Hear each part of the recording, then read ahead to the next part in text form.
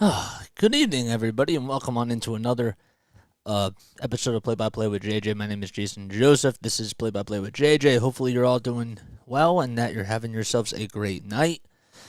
Yeah, well, we got the Houston Astros and the Phillies tonight. Man, this whole series is going to be pretty exciting. Obviously, this is where the Phillies clinched the playoff spot, the NL wild card spot, and they were able to get in. And hopefully tonight they'll be able to take care of business. They also lost the World Series over here last year as well, but some happy and some really good memories from last year, and now we have a game to play. I don't know why I'm a little bit loud. I apologize about that. This has to come down a little bit too. Let's hear your comments. What's going on? Phils need to upset the Astros tonight. Love from Ireland. What's up, man? Yeah, I mean, so Aaron Nola will be facing Framber Valdez tonight, and Nola he had a lot of success in his last outing as he went 7 strong innings and was able to really pitch well. It was sort of like an Aaron Nola-esque performance, which is great because they're gonna need that tonight, especially against the Houston Astros team, even though they're without Yordan Alvarez and Jose Altuve and Chas McCormick. This is a lineup that is really, really deadly. So, is the game showing here? No, I'm just doing the play-by-play, my guy. I can't show the game, but I'm just doing the play-by-play. So, I'm treating it like it's a radio cast. But you can still tune in if you don't want to tune in, that's fine. I just get reps on here just by calling games, and I do that for every single Phillies game.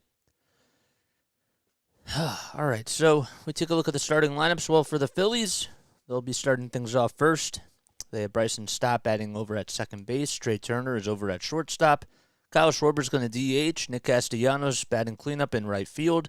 JT Realmuto behind the plate tonight. He had the day off yesterday, and he's batting fifth. Alec Bohm is over at first. Josh Harrison will play out in left field as Schwarber's DH in the night. Edmundo Sosa bats eighth. He's over at third base. And Cristian Pache will round things up, batting ninth out in center field. So, just to recap, it's Stott over at second, Turner over at shortstop, Schwarber at the DH, Castellanos out in right field, JT behind the plate, Bohm over at first, Harrison left field, Sosa third base, and Pache in center field, batting ninth. And, well, this lineup is going to have to face Framber Valdez, who has been very dominant on the bump this season. He's won 32 innings. He's only allowed 3 home runs. He has 34 strikeouts in all those 32 innings as well, along with a 1.16 whip and a 2.25 ERA. He has a 2-2 record on the season. This will be his 6th game that he started in. And, well, I mean, you take a look at how he's been doing recently. He went 7 innings in his last game against the Atlanta Braves, and he had 9 strikeouts. Didn't allow a walk. He did allow 2 home runs, but he had another really good performance. So, what's up, Aiden? Thanks for coming on here, man. So this is going to be a tough. The one thing that Rob Thompson said on the WIP today is that he had to sit Brandon Marsh today, just to try to give him a day off, but he's liked a little bit what Cristian Pache has been able to do as of lately. So, game's at 8:10. We're just about ready to start in just 1 minute. So the Astros are without Altuve, they're without Alvarez, and without Chas McCormick as well, but they still have a very good lineup themselves. We'll get more into their lineup in a little bit, but you have guys like Jake Myers that have been stepping up, Corey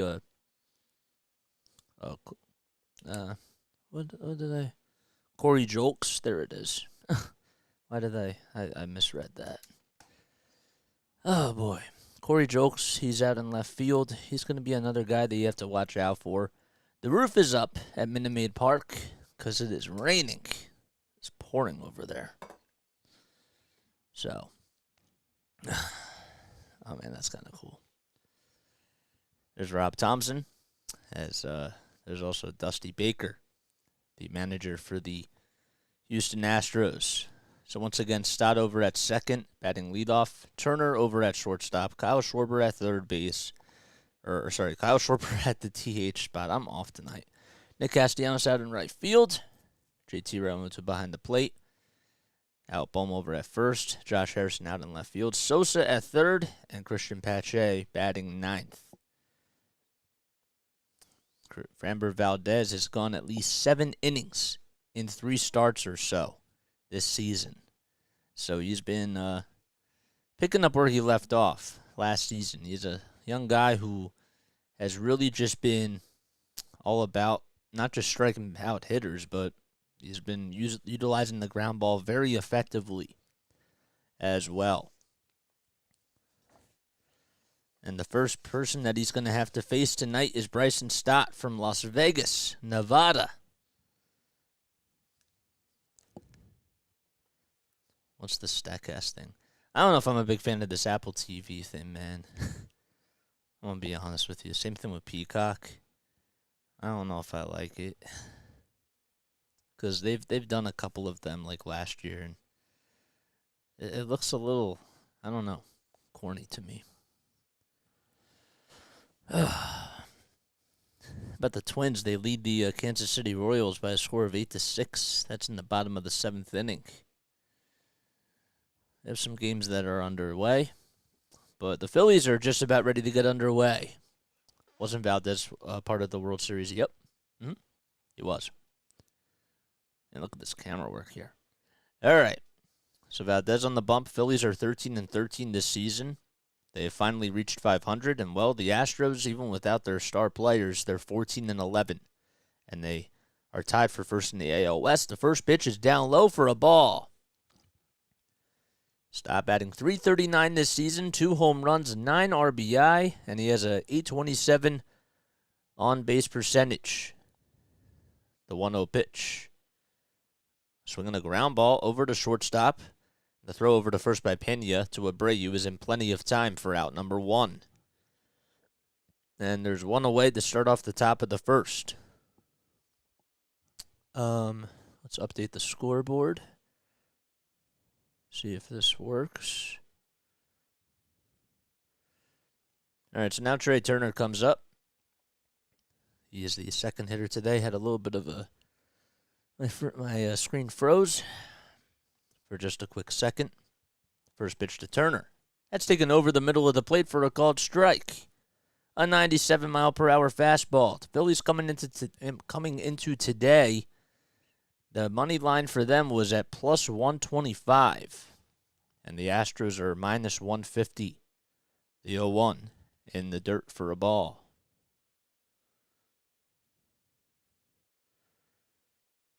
Trey hitting .273 this season, 2 home runs, 7 RBI. And, well, this is his first game at Minute Maid Park since Game 7 of the 2019 World Series, where the Nationals played the Houston Astros. The 1-1. That's in the dirt for ball 2. Let's try to refresh it again. There we go. That time it worked. It's weird because Trey's batting average on the road is just a little bit different than his home batting average. 2-1 pitch. There's a ground ball over to shortstop Pena. Fields on the hop and throws over to first in plenty of time for the second out. So back-to-back ground balls over towards the shortstop. And there's 2 gone in the top of the first. So when you look at the Astros' defensive alignment, let's take a look at the outfield first. Strokes is out in left. Myers out in center field. Tucker is over in right field. Bregman at third. Pena at shortstop. And over at second base is Mauricio Dubon. And at first is Jose Abreu. First pitch to Schwarber. That's down low for a ball. And behind the plate is Martin Maldonado. And the DH for tonight's game is Rylan Bannon.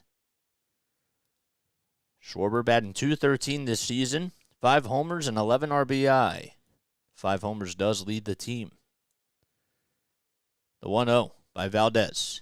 Just a little bit inside. An 85-mile-per-hour curveball.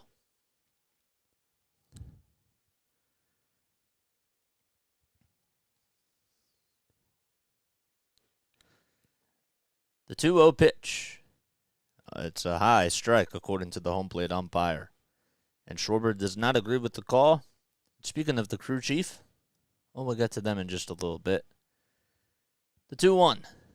There's a line drive that's hooked foul down the first base line. So Lance Barksdale's behind the home plate. Will Little is over at first. Ryan Addington over at second base. And at third base is Dan Merzel. That's the crew chief for tonight's game. 2 balls, 2 strikes. Nobody on, 2 outs in the top of the first. The 2-2 in the dirt. To Kyle Schwarber, another curveball. 11 pitches by Framber Valdez. And it's 3 balls and 2 strikes to Schwarber. Stott and Turner both grounded out to shortstop. Payoff pitch. A high fly ball out to right field, and that one is going to get out in a hurry. And the Phillies lead 1-0 on a solo home run by Kyle Schwarber. That was a hanging breaking ball that Kyle Schwarber launched 407 feet. And how about that? That pitch was just scolded out to right field. And Schwarber gives JT Realmuto a little hug. And the Phillies are on the board 1-0. And that'll bring up Nick Castellanos. You take a look at the replay of that pitch. It was just a line drive home run that went about 8 rows or so into right field. First pitch to Nick Castellanos. That's outside for a ball. The 1-0. There's a ground ball back up the middle, but it's fielded by Dubon. And Dubon throws over to first in plenty of time for out number 3. But the Phillies do strike first as they get a solo home run by Kyle Schwarber. And they lead 1-0 as we go to the bottom of the first. The Astros coming up to bat. Okay. 5-3 put out. And there we go. Alrighty. Schwarbomb. Yeah, man, that's what I'm talking about. Let's go, baby. Bang the trash cans.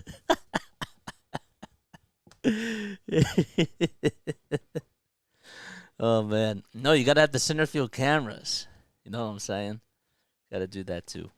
What's up, guys? My name is Jason Joseph. This is Play by Play with JJ. If you're new to my channel, as always, don't forget to like, don't forget to subscribe, hit the bell icon, too, so that way you know when I upload. We're just getting into the swing of things, and the Phillies have already struck first as they lead 1-0. Hello. And as always, don't forget to like, don't forget to subscribe if you guys are new to my channel. And if you do enjoy my play-by-play commentary, we also do it for the Sixers. We'll be back on Monday for that. But before that, we have Saturday and Sunday for baseball. And, yeah. So let's talk about the Houston Astros starting lineup. We have Mauricio Dubon over at second base. He'll be leading things off. For the Astros, Jeremy Pena is hitting second. He's over at shortstop. Kyle Tucker hitting third out in right field. Alex Bregman is batting cleanup tonight. He's over at third base, and he's been swinging the bat very well. Jose Abreu is hitting fifth. He's over at first base. Corey Julks is over out in left field. And Jake Myers batting seventh. He's out in center field. Rylan Bannon is the DH for tonight's game, and Martin Maldonado is rounding things up, batting ninth. So once again, it's Dubon, Pena, Tucker, Bregman, Abreu, Jukes, Myers, Bannon, and Maldonado. And they're going to have to face Aaron Nola tonight. And Aaron Nola, well, in his last game, he was really sharp. He went 7 innings and was able to, only allow 3 earned runs. He did have 3 strikeouts, which is not too much for his standards, but the ground ball was very effective in the very last game. So, I can feel it. It's nice. So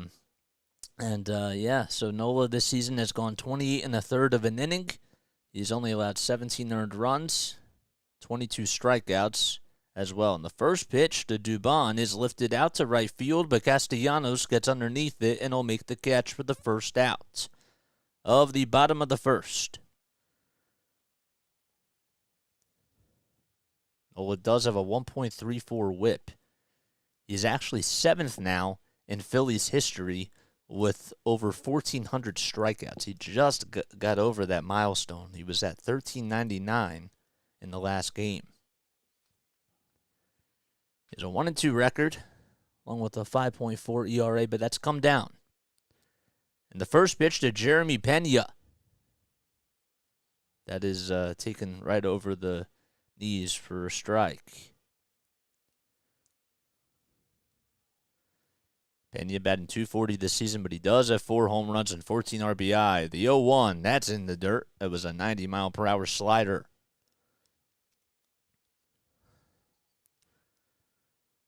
So the Phillies were able to strike first on a solo home run by Kyle Schwarber. That was his 6th home run on the season. And there's one away here in the bottom of the first for the Astros, who come into today at a 14-11 record. 10 seconds on the pitch clock for Nola. JT with the signs and the 1-1 pitch. There's a high fly ball out to right center field. This could actually get out of here. It goes back to the warning track to the wall. We have a tie ball game. It just went into the visitors' bullpen. And Jeremy Pena just did a solo home run out to right center field into the visitors' bullpen. And now the Phillies are tied at 1 apiece. That thing got out in a hurry.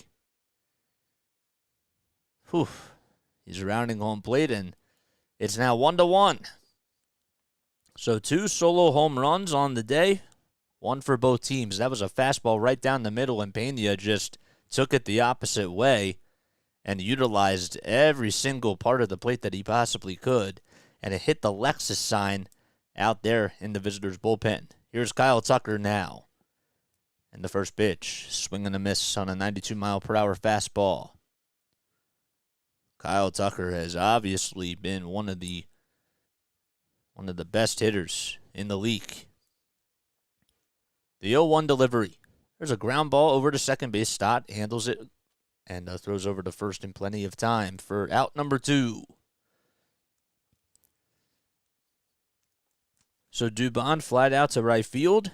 Jeremy Pena hit a solo home run to right center field, and Kyle Tucker just grounded out over to second base, and there's 2 away. And that'll bring up Alex Bregman. It's funny because every time now I go to my synagogue and I see the Jewish baseball players, I'm like, why isn't he on the list? Because they got the picture, I think it was like 10 years ago or so. First pitch to Bregman. That's taken right at the knees for a called strike. See Ryan Braun on there, and you see Ian Kinsler, a lot of other ball players, but not him. He wasn't around at that time. The 0-1. Right at the knees for a called strike. So there's nobody on, 2 outs. It's a 1-1 ball game. Bregman does have an 18-game on-base streak. And that's why he's batting cleanup. No balls, 2 strikes. Nola winds up and the pitch. Outside and high for a ball. It was a slider at 85 miles per hour.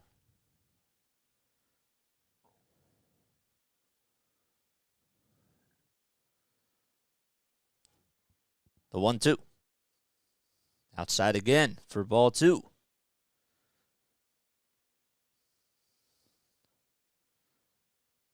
When Nola's been on the road, he's allowed 10 earned runs in 15 2/3 of an inning this season.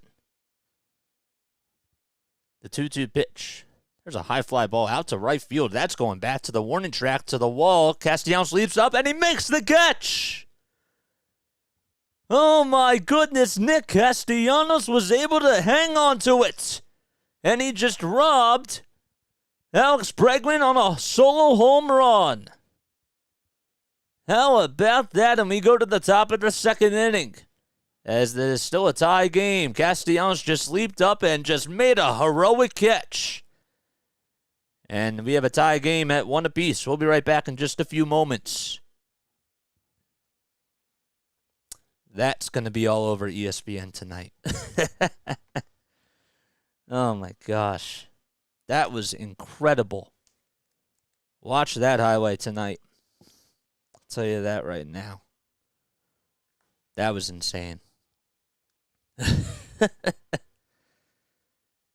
Nola just dodged a bullet there. That was absolutely wild. If you guys are new to my channel, don't forget to like, don't forget to subscribe, hit the bell icon too, so that way you know when I either go live or when I upload.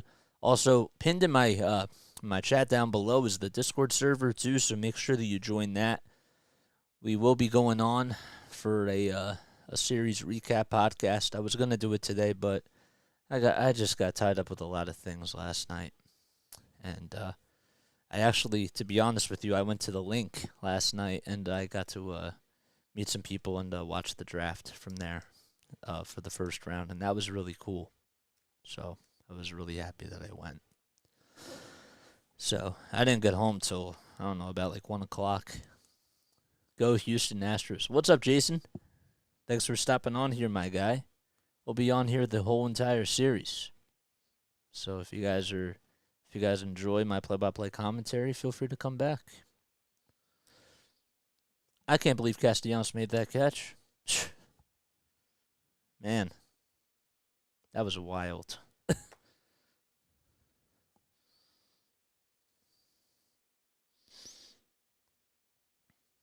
I hope I had a good call. Panthers lead the Bruins? I was going to ask about that.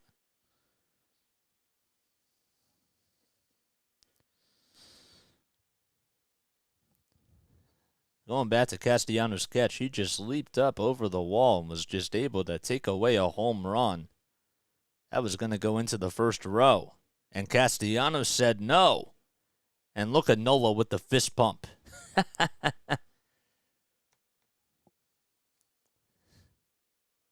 He really fooled you on that, Rob. I feel you on that. Here's JT Realmuto. He comes up to the plate, and it's a 1-0 count. Valdez back out there for his second inning of work, and the 1-0 pitch, that's lined out to right field, and it'll just hook foul. I got a little bit excited there, but it's a 1-1 count.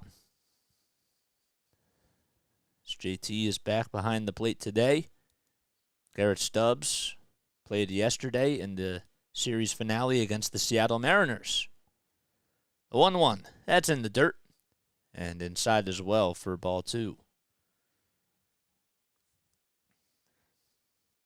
5 seconds left on the pitch clock. Valdez gets the signs from Maldonado, winds up, and the 2-1 pitch. Line drive out to left field for a base hit by JT Realmuto.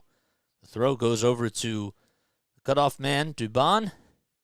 And JT leads the inning off with a leadoff single. Good piece of hitting.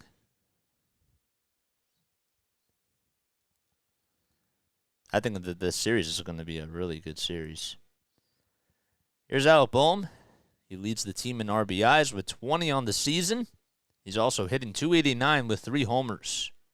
First pitch that he sees is fouled off. Back to the third base dugout. It was an 80-mile-per-hour curveball. So Valdez only allowed the solo home run in the first inning to Kyle Schwarber. Was able to get everybody else out. But JT just got on, and now Boehm grounds that one over to second base. The throw over to second, there's one. The throw over to first is in time for a 4-6-3 double play. So it was from Dubon all the way to Pena, and then Pena just threw it over to first base to Abreu. And there's 2 down. It was a fastball down the middle, and Boehm just didn't hit it in the right spot.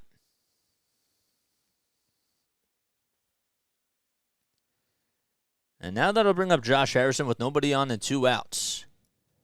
And Harrison fouls that one back to the screen. The Phillies are going to have to try to score some runs here.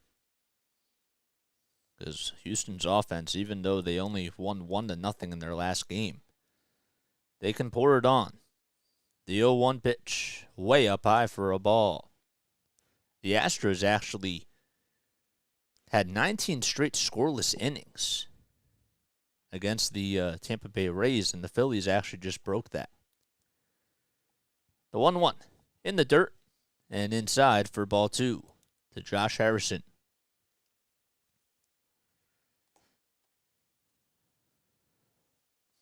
Take a look at this starting rotation for the Astros. They've been very dominant, even though they got rid of Justin Verlander from last year. He didn't re-sign with them. 2-1. There's a ground ball back up the middle, and Bonfield's on the hop, throws over to first, and plenty of time for out number 3. So 1-2. Well, the Phillies had a runner on over at first base, and then it was a 4-6-3 double play ground out by Alec Bohm, and then they end the inning on a ground out by Josh Harrison. And we go to the bottom of the second. It's a tie game. I need a sip of water.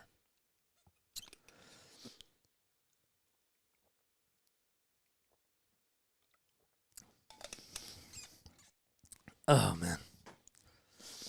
You wonder if Dubon's hitting streak's going to end today? You know what's really funny to me?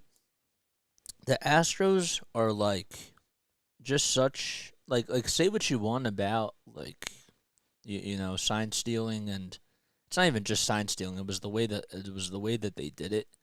Say what you want about about cheating and all that sort of stuff, but I gotta tell you, they know how to build a team.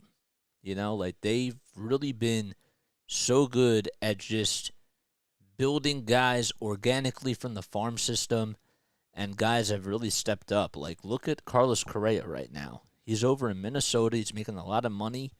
And Jeremy Pena has just stepped right in. And he's done an incredible job.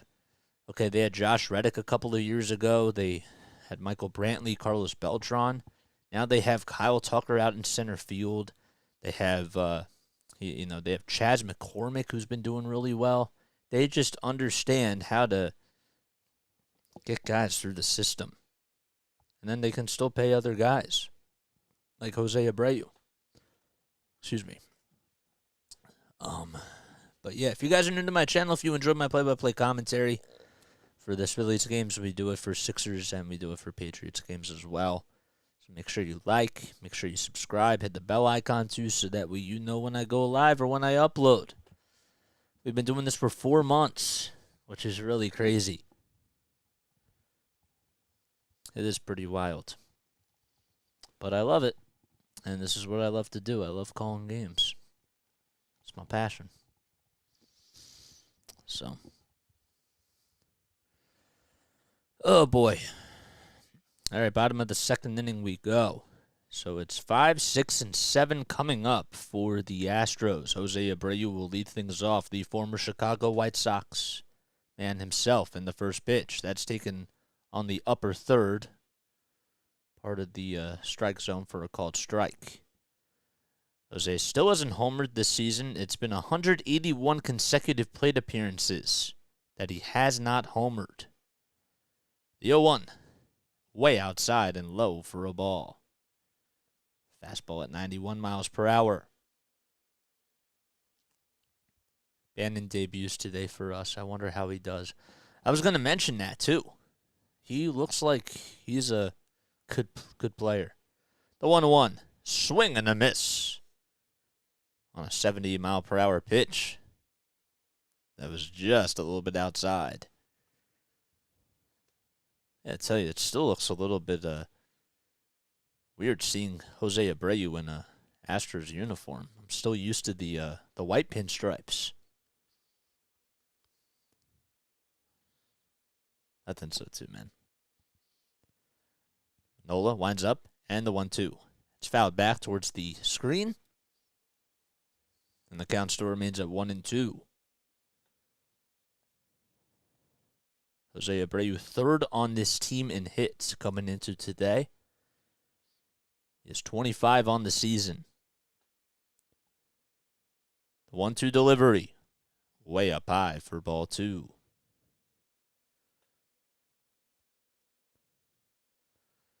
The batting average, though, is a little bit low for him. He's been batting 240.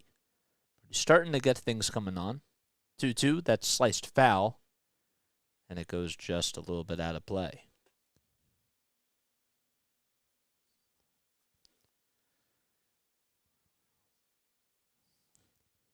So Nola allowed the solo home run to Jeremy Pena in the first, and then had some help with the defense as he almost allowed another solo home run to Alex Bregman.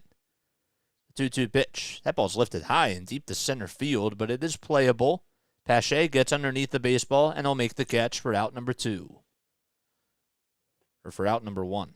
Sorry about that. Got ahead of myself. So there's one away.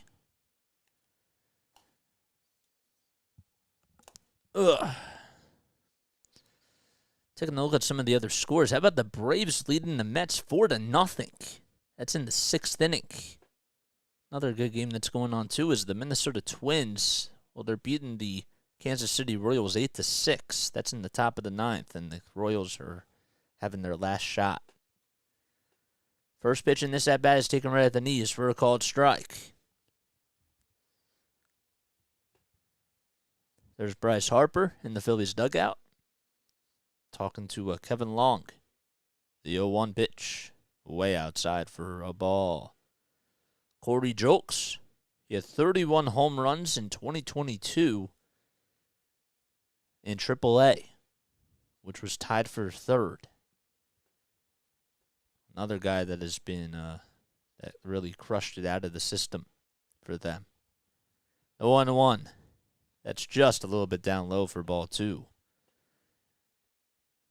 So Bryce Harper's progress, it seems like it's been doing really well. The only time you want the Yankees to win. The 2-1 pitch. That's a high fly ball out to left field, and it's going right over to the warning track, and it just hooks foul. Harrison actually tried to make a sliding catch, and it just went foul. So Jukes just got underneath of that. Jokes. Harrison, it would have been a tough play. Maybe you should have caught it.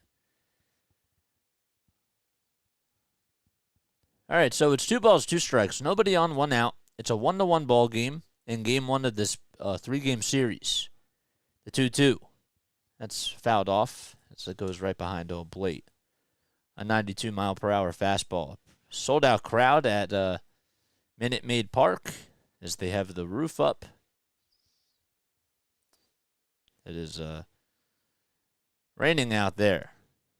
Corey Julks this season batting .299 with 2 homers and 8 RBI. And the 2-2, that's looped out to center field, but on the run is Pache, and he'll make the catch as he was running towards home plate, and there's 2 gone. Again, in case you guys are new to my channel, don't forget to like, don't forget to subscribe, and if you guys have already subscribed, if you just subscribed today or tonight, feel free to give yourself a shout out because, that's what we do on here, man. If you want to shout yourself out, I don't always get the notifications on my YouTube channel or anything like that, but shout yourself out. I'll be doing this for the whole entire Phillies Astros series.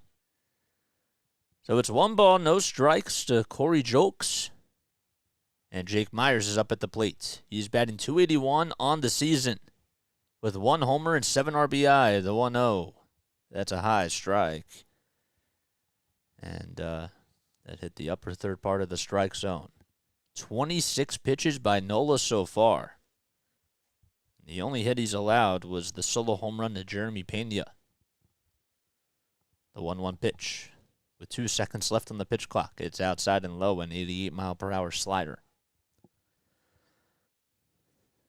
So Nola, this was where he pitched last season to help the Phillies clinch the playoffs. That was the final series that they played in the regular season, and he went 7 strong innings and was absolutely incredible. 2-1. It's grounded foul towards the third base side. And there's Dusty Baker. Actually got to call games for the Wilmington Blue Rocks. And his son, Darren Baker, who's a part of the Washington Nationals system, is working his way up there. And that's Dusty's son. Mr. Rocky, thank you. I appreciate it. 2-2 pitch. That's fouled back towards the first base dugout. And it goes just out of play. I appreciate it. So Jake Myers is up at the plate. It's 2 balls, 2 strikes. Myers playing out in center field tonight. 1 second left on the pitch clock, and the 2-2 pitch. Swing and a miss. He struck him out. And Nola has himself a 1-2-3 inning. And we go to the top of the third. We're all tied up at 1 apiece. 8, 9, and 1 coming up for the Phils when they return. So Jokes just flew out. And Myers struck out. That's the first strikeout by Nola. Alrighty. Yeah, man, I know. I really appreciate it. Seriously. We've been going at this for 4 months. And, you know, I used to call games for the Wilmington Blue Rocks. I graduated from Rowan University last year with a sports broadcasting and communications degree. And I called games for the Blue Rocks, who were the high A affiliate of the Washington Nationals. And I also called games for the Delaware Bluecoats, who were the NBA G League affiliate of the Philadelphia 76ers. So I've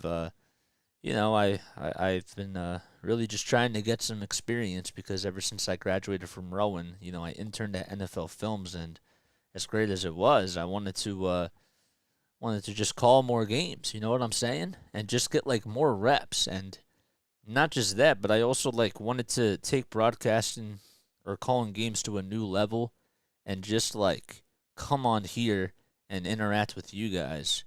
And I feel like that this is how things are probably going to be in the future. And I wanted to just get as many reps as I could, as the great Scott Fransky told me. But I've still been doing some stuff on the side for gigs, for play-by-play too, and also for camera work. But you know, I got to do it every day. So I've been doing it every day for the last 4 months for basketball, pretty much for basketball and for baseball. I caught the end of the football season. But yeah, no problem. I got you. Wow, the Royals have the bases loaded with 2 outs in the top of the 9th inning. It's 8-6. And the Twins lead by 2, but there's 2 away in the top of the 9th, and the Royals have the bases loaded. It's crazy. Guess we have a big crowd on here tonight. Don't forget to also join the Discord server as well. We go live for after every single series for the Phillies. So we do post-game coverage as well. Or post-series coverage. We do it for every single post-game for the Sixers. As of right now, we do it for the post-series for the Phillies. All right. Okay. Edmundo Sosa comes up now. It's no balls, 1 strike. Sosa hitting .288 on the season with 3 homers and 7 RBI. He's played 19 games this season. Sat out a little bit because he did have an injury. The 0-1. That's in the dirt for a ball. Framber Valdez going back out there for his 3rd inning of work. There's the train. Out in left field. It's cool. The 1-1 pitch. That's lined foul down the third base line. Sosa actually against lefties this year has 2 home runs. And he is batting .285. 8 seconds left on the pitch clock as Valdez gets the signs in the 1-2 pitch. That's fouled right off of the foot of Edmundo Sosa. So Framber Valdez, he's 29 years old. He's a lefty.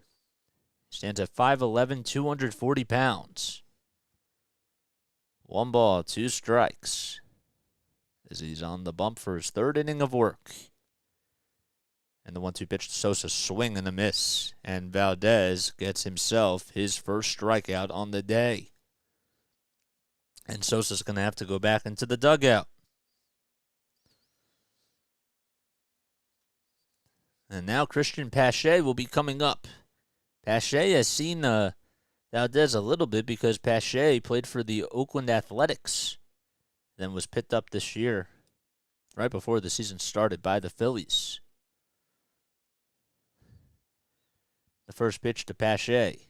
Fouls that one back towards the screen. We have a war going on in the chat. That's funny. No balls, 1 strike. There's nobody on in the top of the third. It's a 1-1 ball game. The 0-1 pitch to Pache. It's grounded over to third base. It's a little slow roller, but the throw over to first by Bregman is in time to get Pache for out number 2. Good recognition by Bregman. He's always been a very good defensive player over at third base. And he's just able to recognize when he has to charge for the ball and come in on soft hits. So 31 pitches for Framber Valdez. At home this season, Valdez has only allowed 3 earned runs. He does have 20 strikeouts and 18 innings of work at home at Minute Maid Park. Here's Bryson Stott, the 0-1 pitch. That's in the dirt and inside for a ball. It was a nice pitch that had a lot of movement. Bryson Stott has been one of the hottest Phillies hitters. He's hitting .336 on the season with 2 homers and 9 RBI. The 1-1 check swing. Did he go? Dan Merzel over at third base says no. And it's a 2-1 count.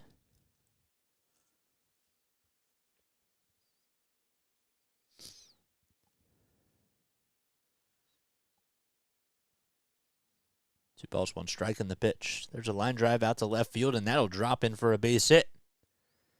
And Bryson Stott gets himself an opposite field 2-out single in the top of the third. And he continues to have a hot bat. I mean, he didn't really do too much with that pitch. It was just right down the middle of the plate. And he was just like, you know what, I'm going to go opposite way with it. And that's exactly what he did. There's Dusty Baker over in the dugout. The oldest manager to win a World Series at the age of 73. And he did that last year against the Phillies. First pitch to Trey Turner, the new Philly. That's taken at the knees for a called strike. So Stott's over at first. There's 2 outs in the top of the third. No balls, 1 strike to Turner. And the 0-1 is just a little bit up high. A 92-mile-per-hour fastball by Valdez. Valdez is sort of like, to me, like when he's on, because he's usually on a lot, he's sort of like a left-hander version of Aaron Nola. Throw back over to first is not in time. Abreu tried to apply the swipe. And just getting back to the bag was Bryson Stott. Turner's 0 for 1 today. He grounded out. The batting average has dropped a little bit, but he's hitting .270 on the season. The 1-1, swing and a miss on an 81-mile-per-hour curveball. Whew. 85, yeah, man. I know, 285. It's pretty impressive. I see that we have a lot of people on here, too. It's because it's on Apple TV, and, well, I guess the algorithm's also picking me up, too. 1 ball, 2 strikes, and the pitch. Swinging the line drive out to left field, and it just hooks foul. Not by much.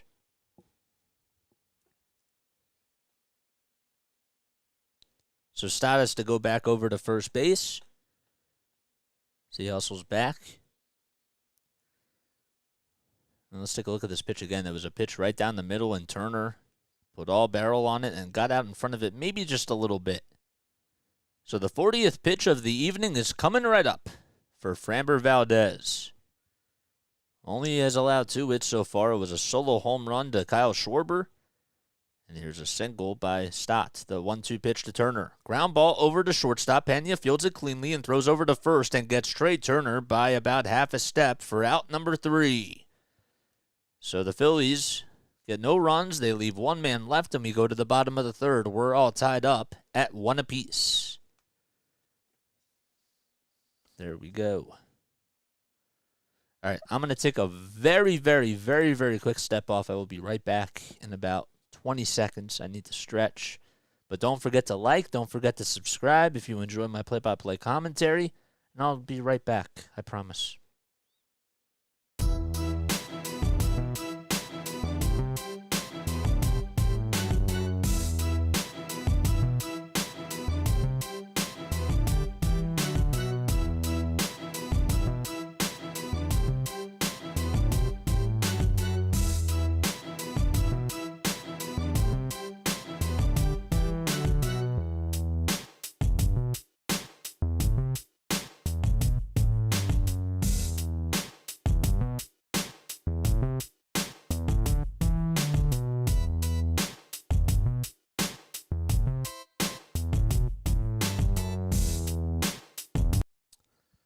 Alrighty, I'm right back. I see that we got 89 people on here. I'm sure that not all 89 of you are subscribed to my channel.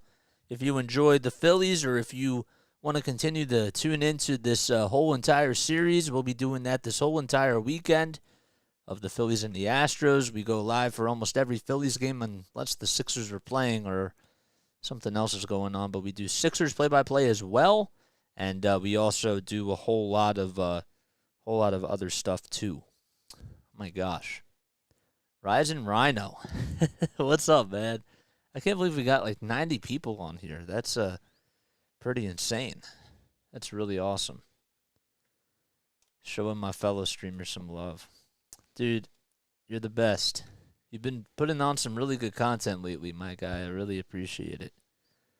El Solo, thank you for subscribing to my channel. I just got the notification. You also get a shout out from me too when you get a notification or when you subscribe to my channel. I cannot speak tonight for some reason. Keep up the good work. Thanks, dude. I appreciate it. So it's a 1-1 ball game as we go to the bottom of the 3rd inning. Almost lost track of that. Cool channel, great content. You've got yourself a new subscriber. Thanks, man. Yeah, I just gave you a shout out, my guy.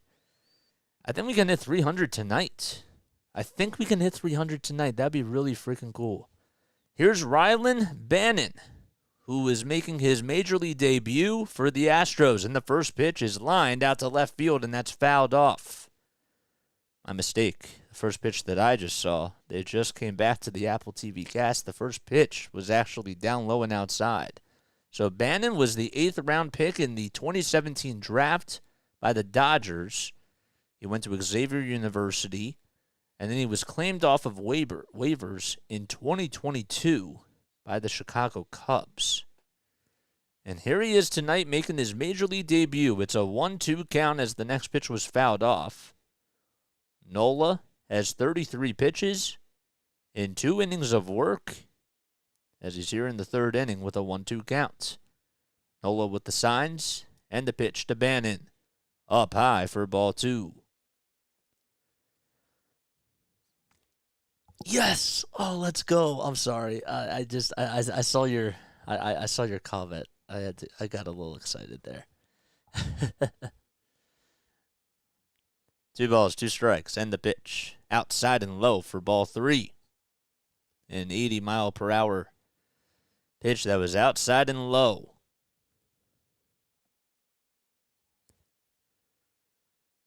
So this is the first 3-ball count tonight issued by Aaron Nola. Payoff pitch. Here it is. On the inside corner, caught strike 3. And there's 1 gone in the bottom of the 3rd. And the first at-bat by Rylan Bannon is a strikeout. And that's actually back-to-back strikeouts by Aaron Nola. Dating back to the 2nd inning. There's Rob Thompson being interviewed before the game started. The one thing that he said was that Suarez actually he went around 40 pitches yesterday, and he looked pretty sharp. And Taijuan Walker seems to be doing okay, too, for the Phillies. Had a little injury and was taken out of the game, and, well, he seems to be all right. 1 ball, no strikes to Martin Maldonado. And the 1-0, that's grounded foul towards the third base dugout. Maldonado hitting 143 on the year so far with 1 homer and 3 RBI. He's played in 18 games. He's been a very reliable catcher. And the pitchers really, really love him. The 1-1, that's in the dirt for a ball.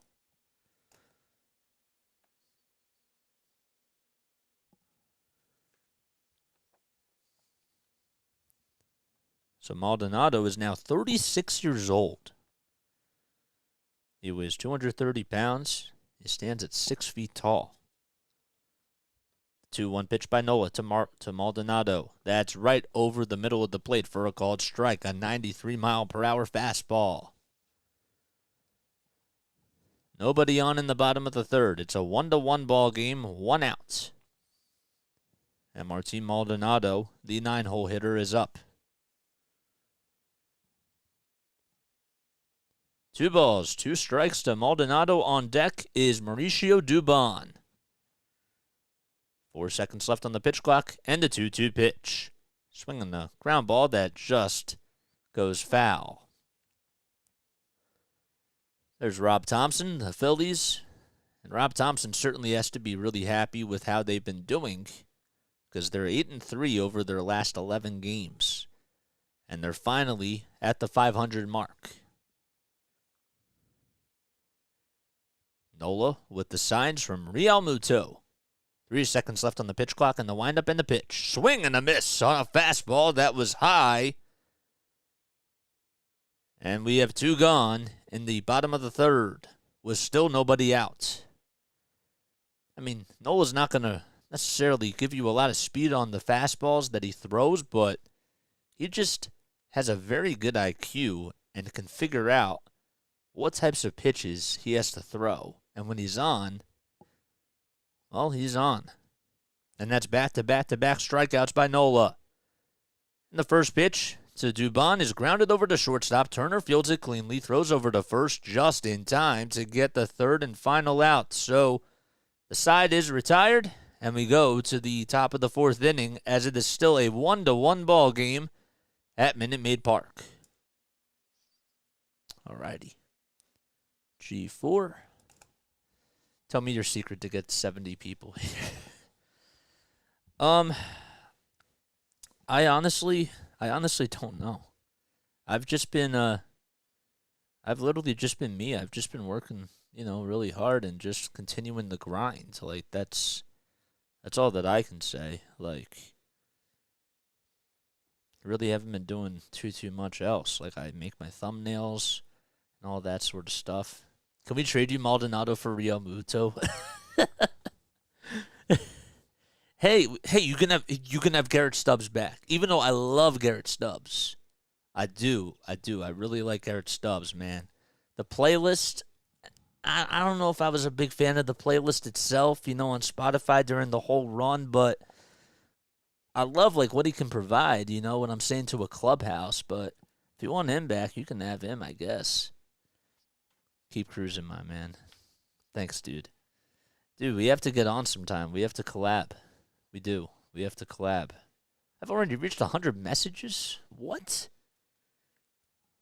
That's crazy. Don't forget to like. Don't forget to subscribe if you guys are new to my channel. As always, we started off about 4 months ago and have been going at it really strong. We do it for Phillies games. We do it also for 76ers games as well. And, yeah, that's what we've been doing as of lately. Can't wait for Monday, man. We finally have our Eastern Conference semifinals set. And it's going to be awesome. I cannot wait. Joel Embiid and Jason Tatum going at it. It'll be great. It'll be fun to call. Alrighty. All right, so top of the fourth inning we go. We got 73 people. Jesus. Bro, that's crazy. Actually, I like the 76ers because of my dude Harden. Oh, well, that's so true. Yeah. No, that's so true. I love James Harden. Bro, his facilitating has been incredible. Really. All right, no balls, one strike to Kyle Schwarber as he comes up to the plate. And we start off the top of the fourth. The 0-1 pitch to Schwarber. That's fouled back towards the screen behind home plate. And it's an 0-2 count. Yeah, man, James Harden is really, I think, leading the league in assists and helping Joel Embiid out. It's been a pretty big plus for the Sixers. The 0-2. That's down low and outside for a ball. So Framber Valdez back out there for his fourth inning of work. There's nobody on in the top of the fourth. It's a 1-1 ball game. Kyle Schwarber homered for the Phillies back in the first. The 1-2. Inside for ball 2.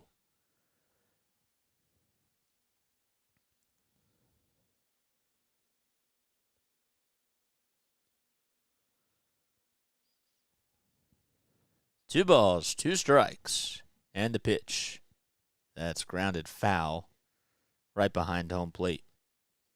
Lance Barksdale giving Martin Maldonado some more, or give him another baseball. Supposedly, when they said on ESPN,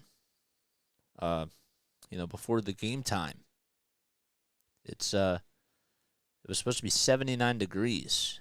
And I think that it's still 79 degrees, but they do have the roof up at Minute Maid Park. The 2-2. That's fouled off of the foot of Kyle Schwarber, and he still stays alive on a 97-mile-per-hour fastball. Nick Castellanos waits on deck. Castellanos grounded into a 5-3 putout.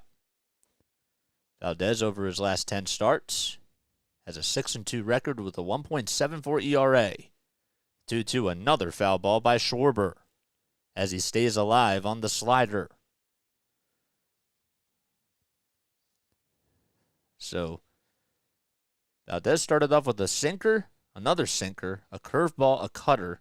Then he threw two straight sinkers again. Stinkers. I almost said stinkers. And then he just threw a curveball. Two straight stinkers. I didn't say it like that. That 2-2 pitch to Schwarber. Just a little bit below the knees, and Valdez certainly wanted the call. But even according to StatCast, it was just a little bit low. Good eye by Schwarber as he held his horses. And Barksdale agreed that it was a ball. So it's 3 balls, 2 strikes. And the pitch. That's fouled off towards the first base dugout.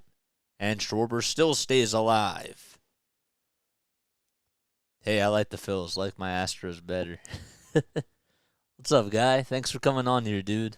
Means a lot. Schwarber homered on a full count his last time up. And the pitch again. That ball is popped up towards shallow left field. And making the catch is Alex Bregman for out number 1. So it was a good at-bat by Schwarber, but he just got underneath that pitch. And there's one away to start off the top of the fourth. Excuse me. There's the Castellanos. Here we go. Castellanos comes up, and he takes the first pitch inside for a ball. So Castellanos grounded out over to third base, but defensively, he took away a home run by Alex Bregman. He robbed him. He made a really nice catch. The 1-0 to Castellanos. There's a little dribbler that just hooks foul. Maldonado didn't even take off the mask, and Valdez ran towards the baseball. 52 pitches by Valdez in 4 1/3 of an inning so far. There's Brandon Marsh over in the Phillies dugout. He has the night off tonight. As out in center field is Cristian Pache. Valdez winds up, and the 1-1 pitch. Castellanos, did they appeal? Did he go? According to the first base umpire, they say no. No swing. The pitch was down low and inside. And let's see here. It looked like Castellanos just may have held up his swing. Nobody on. 1 out in the top of the 4th. The 2-1 pitch to Castellanos. That is just hooked foul. Castellanos hitting .330 this season with 3 homers and 16 RBI. He is 0 for 1 on the day. 2-2 pitch. There's a ground ball over to Bregman. Bregman backhands it, fields on the hop, throws over to first, and it's, they're going to say that Abreu's foot was off the line. It was almost a sensational bang-bang play over at third base, and Bregman just said, my bad, and Abreu really tried to keep his left foot on the base pad, or on the first base bag, and Bregman did everything he could. He just threw it just a little bit wide, and wonder if Dusty's going to challenge this. Nope, I think his foot was off the line, so that's going to go down as an E5.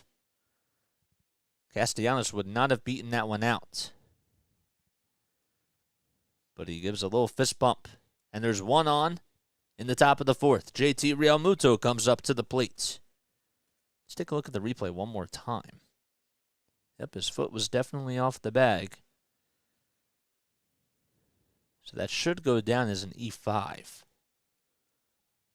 Here's Realmuto, the 0-1 pitch. That's fouled back towards the third base dugout.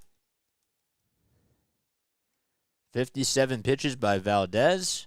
Realmuto did single in his last at-bat. And then Bohm grounded into a double play. It was a leadoff single, and then Bohm provided 2 outs. The 0-2 pitch. There's a fly ball out to right center field. Calling everybody off out in center field is Jake Myers, and there's 2 gone. Stumbled a little bit. And Realmuto flies out. Alrighty. So 2 gone in the top of the 4th. It's a 1-1 ball game in game 1 of this 3-game series between the Astros and the Phillies. Alec Bohm steps into the batter's box. He's hitting .286 on the season with 3 homers and 20 RBI. He also has a .780 OPS in the first pitch. It was in the dirt, but Alec Bohm did check his swing, according to the first base umpire, Will Little. I thought maybe he went around on that pitch, but they say no. No, he did not go.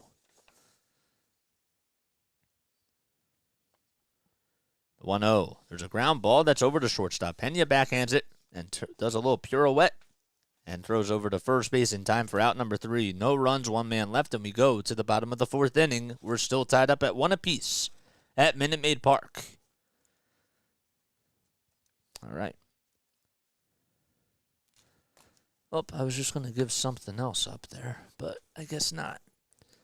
Oh, what's up, guys? What's up? What is up? Man, we got a lot of Astros fans here in the chat. It's cool. We invite Astros fans and we invite Phillies fans. You know what I'm saying?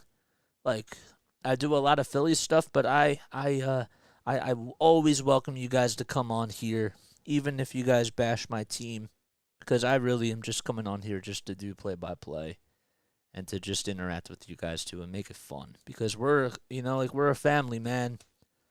4 months. Need a color guide to this stuff. Pretty good. Yeah, I know. It's hard, but I've noticed that the more times I do it, it gets a little bit better and better.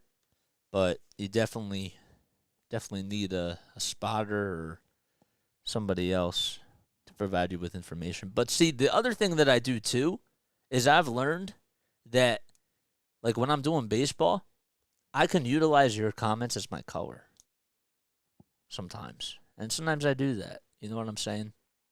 So don't forget to like. Don't forget to subscribe if you enjoy my play-by-play commentary. Really appreciate you guys for coming on here tonight.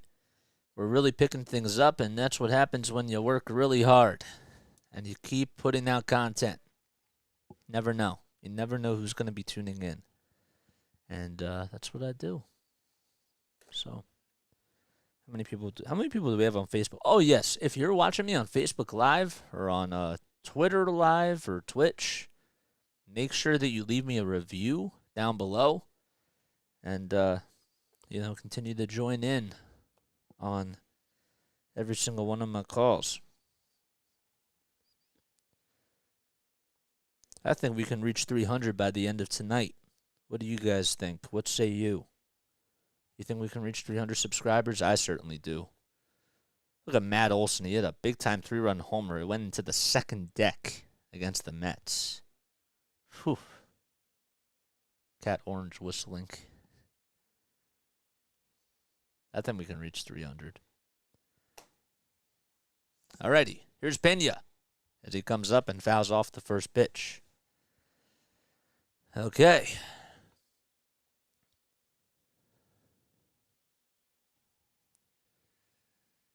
There's a sold-out crowd in Houston.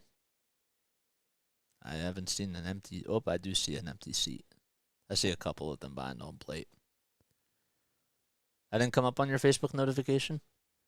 It's okay. I came up on your YouTube notification, so that works.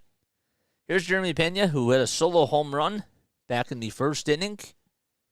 And the 1-1. Swing and a miss. And it's a 1-2 count. Also, if you just subscribe to my channel, don't forget, if you want to, be sure to shout yourself out. And, I'll give you a shout out because you're a new member of the JJ family. Also, don't forget to join the Discord server. It is pinned in the chat down below.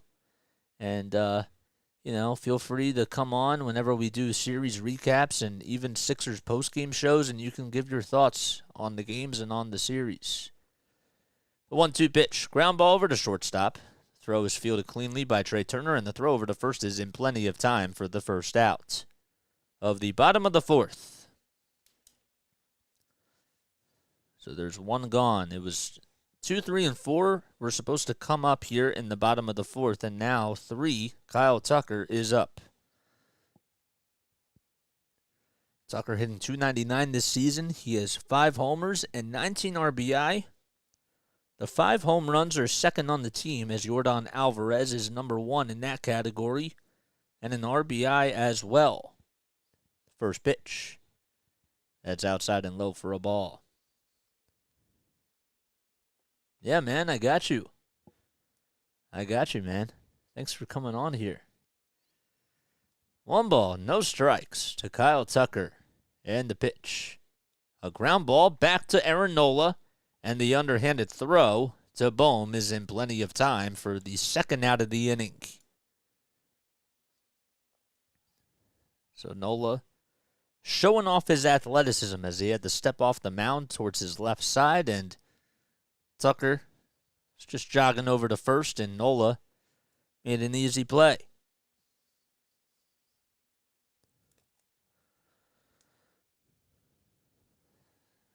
And now due up is Alex Bregman, who was robbed on a home run his last time up, thanks to a heroic catch by Nick Castellanos. And the first pitch to Bregman. That's a high strike on the upper third part of the strike zone. Bregman has scored 15 runs on the season for the Astros, and that's third on the team. He went 0 for 3 in his last game against the Tampa Bay Rays as the 0-1 pitch. It's flied out to left field. Pache and Harrison. Who's going to make the catch here? Harrison calls him off, and he just makes the catch. Almost collided with Pache, and there's 3 down as we go to the top of the 5th inning. Another 1-2-3 inning by Aaron Nola, and we're still tied up at 1 apiece in Houston. Alrighty. So that was a fly out to left field. Thank you for the subscription. I really appreciate it. Don't forget to shout yourself out if you'd like to. Saw that Darth Pooh 79 just subscribed about 3 minutes ago. Thank you, Darth Pooh. Shout yourself out, man. Thank you for joining the JJ family. That's what we do on here. That's exactly what we do. Pache needs a lot of footwork for fielding. Honestly, I couldn't agree with you more on that. He has to be better. He has to do a better job in the outfield. But also, when Bryce comes back, I mean, I know that Bryce is not going to be taking the outfield, but he's going to be over at first, and, you're going to have to play Sosa or something. Like, that's a lot. You know what I'm saying? I did too. Oh, Benny Hill, thank you. Thanks for subscribing, my guy. Thank you. I really appreciate it. Means a lot to me. It seriously does. Welcome to the JJ family. I don't know why sometimes like the YouTube subscriber things like counts down and it just like comes back for like no reason. But sometimes people do unsubscribe, I see too. Ugh. Man, we must have a lot of people on. Jeez. There's James Harden. I can't wait to see him play on Monday. Oh, I'm so excited. Did they announce the time of the game yet? I didn't even look at that. I did not even look at that. Did they announce the time of the game? We give a lot of April time up to guys like Pache and Clemens. Not sure I get that the other. Let's go, dude. I know, man. I'm happy that we have a lot of people on here. It's pretty insane. 75. Wow. Well, just remember that you guys are witnessing history here. So, to 91. No, it's crazy.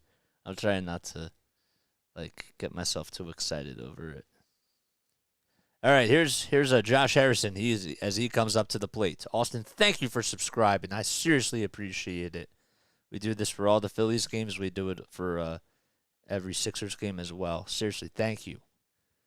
No balls, 2 strikes, and the pitch. That's just inside, as Valdez did not get the call there. A 97-mile-per-hour fastball. Josh Harrison 0 for 1 today with a .225 batting average. 1 homer and 5 RBI. The 1-2 in the dirt. And another good take by Josh Harrison. So Harrison, well, he's a journeyman himself. Played with the Nationals, played with the Phillies, played with the Pittsburgh Pirates. Remember when he was on the Pirates with Andrew McCutchen and Gregory Polanco. 2-2 pitch. That's fouled off towards the third base dugout. Harrison's out in left field tonight as DHing is Kyle Schwarber. And Valdez. Look at this curveball whiff rate. That is the second highest since 2021. 2-2. It's fouled back towards the screen. And a good at-bat by Josh Harrison.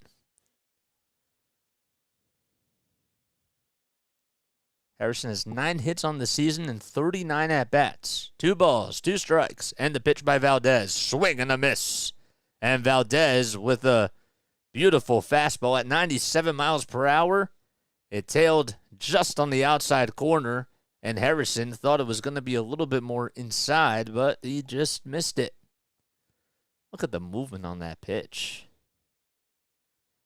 Whew, my gosh, he is throwing the heat. 1 away in the top of the 5th. And the next pitch, that's fouled off, or the first pitch to Sosa is fouled off. And it's an 0-1 count. Bro, that movement was crazy. Did you see that? So Sosa struck out in his first at-bat. 3 homers on the season and 7 RBI. The windup in the pitch by Valdez. That's a line drive out to left field. That's going back to the wall, and it hits right off the top of the wall. Sosa will go into second base, and the throw over to Pena. That's cut off, but Sosa gets on with a 1-out double. A stand-up double, that is. Corey Julks tried to field it right as it hit the top of the wall. It actually hit the warning track first, out in left center field. I got to tell you, Valdez may have dodged a bullet there because Sosa just lined that pitch. It was right down the middle of the plate. And let's see if the Phillies can try to capitalize here. So Sosa gets on with a double.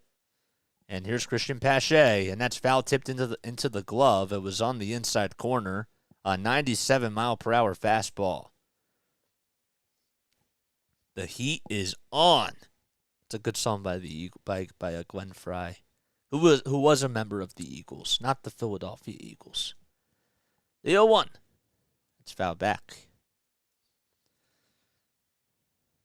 So Harrison struck out to start off the fifth inning.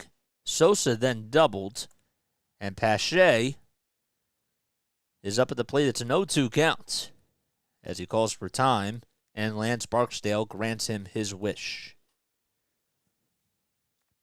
This is probably a good time to remind you guys, for those of you, probably 75 of you, I guess, at this point that are in here, don't forget to like, don't forget to subscribe. I'm sure that not all 75 of you are subscribed to my channel.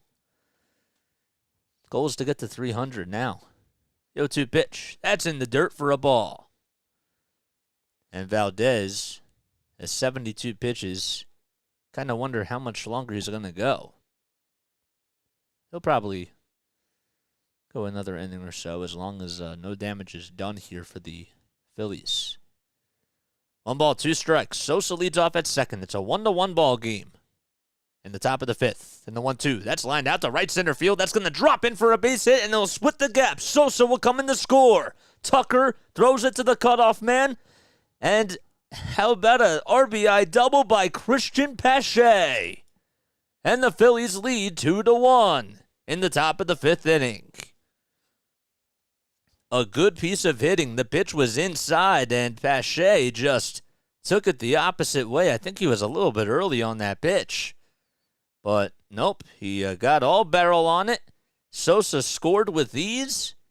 And Cristian Pache hustling into second base with an RBI double. Back-to-back doubles issued by Framber Valdez. And here's Bryson Stott as the Phillies lead 2-1. Still 1 out in the top of the fifth inning. And the first pitch, that's taken for a strike, and Pache is taking the lead off at second, but the trainer's going to come out there to see if he's okay. He's grabbing onto that right knee. I don't know if he was trying to. Oh, okay. When he was when he was taking the lead off at second base, he landed a little bit awkwardly on his left foot, and he kind of slid a little bit. And so the trainer's out there to see if he's all right. He's holding on to that little ankle, and there's Rob Thompson out there along with the training staff crew for the Phillies. And Pache's going to come out of the ball game. Pache's going to come out of the ball game. And Brandon Marsh is going to come in to pinch run. Wow. So when he was taking the lead off at second base on the first pitch by Bryson Stott, he slid a little bit in a standing position and extended that right foot and was grabbing onto his knee. And so he's going to head it back into the dugout as the trainer is helping him get off the field, and Brandon Marsh will have to come in to pinch run. And that's what's going to happen here. He does get some high fives in the dugout. And he's going back into the locker room right now. He's finds his way right to the tunnel. All right, so Marsh is over at second base. No balls, 1 strike to Stott. And the next pitch is in the dirt. It was a good block by Marty Maldonado. So I wonder what they're gonna say. What they're gonna say the injury is. But nonetheless, Bryson Stott is 1 for 2 today. He's singled. Marsh takes a lead off at second base. And the 1-1 pitch. That's lined over to first base and gobbled up by Jose Abreu. And there's 2 gone. But Marsh does go over to third. It was a ground ball that was a hot shot over to Jose Abreu. And he did a good job of just fielding it cleanly. And he won the race to the bag for out number 2. And Trey Turner comes up with 2 outs. The Phillies lead 2-1. It was a 1-1 game, and, well, Cristian Pache, who just left the game, had an RBI double. Turner will foul the first pitch off in this at-bat, and it's an 0-1 count. This is a big spot for Trey Turner here. Valdez lines up. And the 0-1 pitch, swing and a miss on a curveball that was inside and low. And Maldonado did a good job at keeping that one in front of him as well.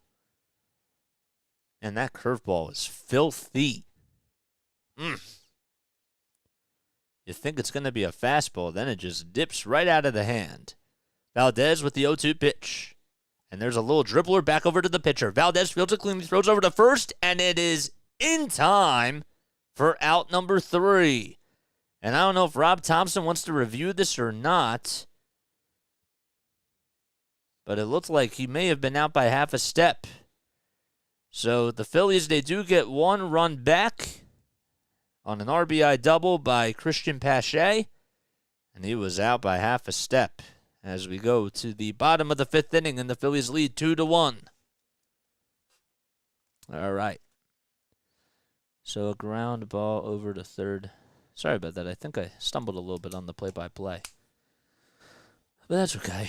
If you guys are new to my channel, don't forget to like. Don't forget to subscribe. Hit the bell icon too so that way you know when I upload. Let's update this score bug. I'm sorry about that. Let's do that. Maybe it just went back to this, but I have no idea. All right. I'm going to take a very, very quick step off. I'll be right back in 20 seconds right before the inning starts. But I have to take a quick step off and stretch. So I'll be right back.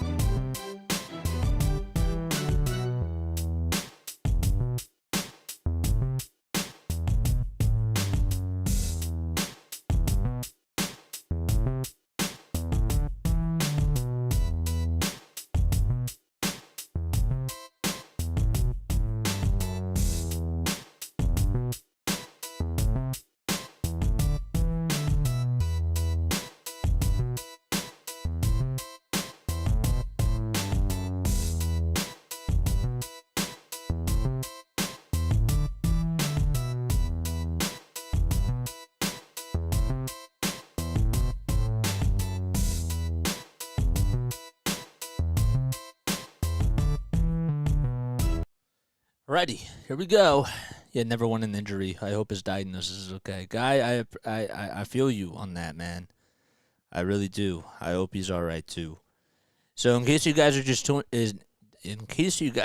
tuning in, first of all, my name is Jason Joseph. This is Play by Play with JJ.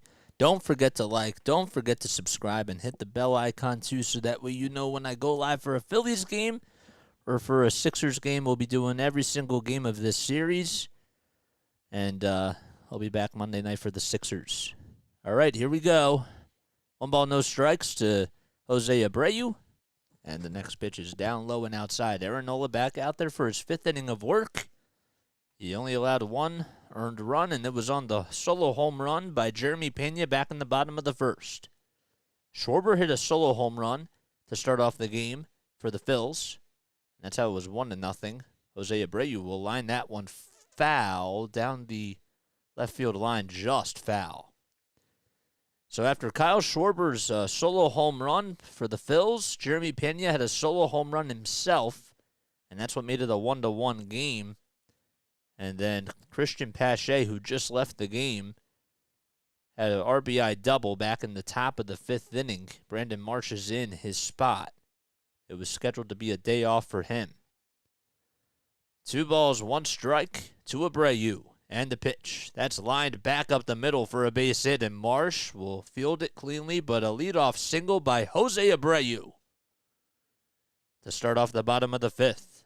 It seems like every single time that the Phillies get a couple of base runners, well, the Astros, they can get things cooking.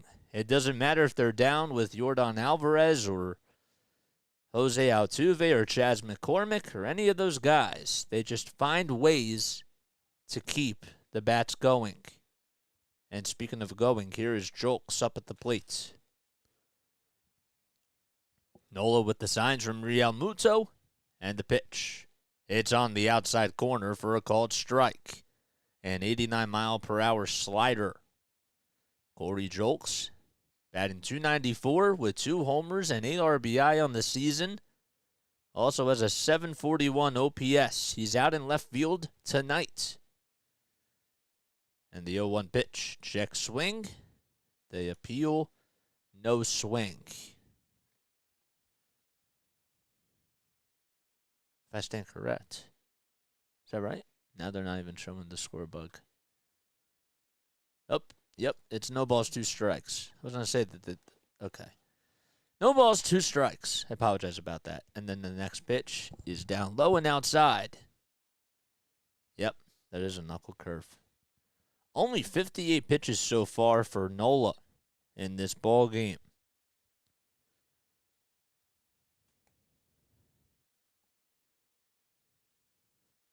A runner over at first, and it's Jose Abreu. In the bottom of the 5th, the Phillies lead 2-1. Nobody out. The 1-2 pitch. That's fouled back and just off the glove of Real Muto.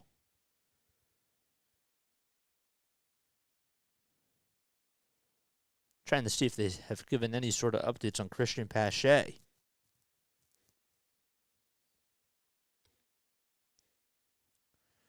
All right, 1 ball, 2 strikes. Nola, with 5 seconds left on the pitch clock, gets the signs from Real Muto and the pitch. There's a ground ball right over to shortstop. Turner throws over to first, and it's an infield single. And boom, actually the ball got away from him, and now Abreu's going to go over to third. So it was supposed to be an infield single by Trey Turner, and they're going to score that as an E6. They are going to give Trey Turner a throwing error on that.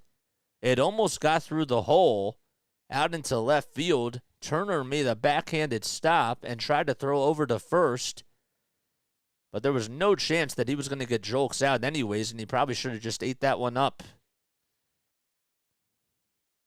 And Bohm did not field the ground ball correctly. I don't know. Are they going to give it an E6 or an E3? I think that they're probably going to say it's an E6 because the throw was just so short. But nonetheless, there's runners at the corners to start off the bottom of the 5th inning, and now Caleb Cotham is going out there to calm down Aaron Nola and rally the troops of the infield. So Abreu goes over to third. Back-to-back singles issued by Nola. They scored it as an error to Trey Turner. All right. Let's see here on the latest about Cristian Pache. 9 minutes ago, it was reported from Corey Seidman from NBC Sports Philly that Pache gave the Phillies a lead with an RBI double, but left the game after suffering an injury slipping past the bag.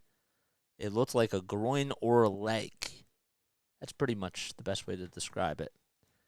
All right. He did. Okay, so runners at the corners, nobody out in the bottom of the 5th inning. The Phillies lead 2-1 against the Houston Astros.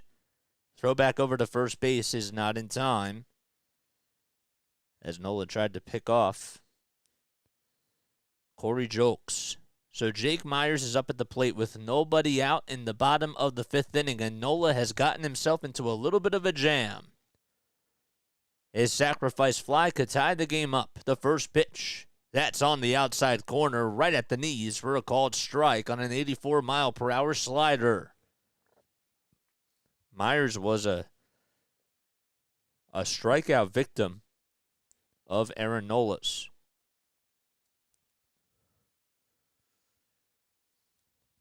Nola only has 3 strikeouts today, and they all came consecutively from the second out of the bottom of the second inning to the second out of the bottom of the third inning. Jokes over at first. Abreu at third. Nobody out in the bottom of the fifth. Nola with the signs and the pitch. Down low and outside for a ball. And that'll make it a 1-1 count. 62 pitches on the evening for Aaron Nola tonight. He went 7 strong innings in his last outing against the Colorado Rockies. And that was the longest he's gone this year so far. The 1-1 pitch. There's a little dribbler over to first base. Bonefield's on the hop. Throws over to first to try to get the runner. And it's just in time. And Abreu is out at the plate. Abreu is out at the plate. And good recognition by Alec Bohm to try to go to home plate. And that's exactly what he did. And there's one gone. There's still runners over at first and second now. As going over to second base was Corey Julks. Myers is over at first base. But Abreu, I'm a little bit confused as to why he was running over to home plate. But good recognition by Alec Bohm. And a great tag by JT Realmuto. That was a big out. 1 away in the bottom of the fifth. There's runners over at first and second, and it's still a 2-1 Phillies lead. As Rylan Bannon is coming up to the plate, and he struck out in his first major league at-bat. The first pitch in this at-bat, that's lifted out to center field. Marsh gets underneath it. And he will make the catch, route number 2. The throw over to third base.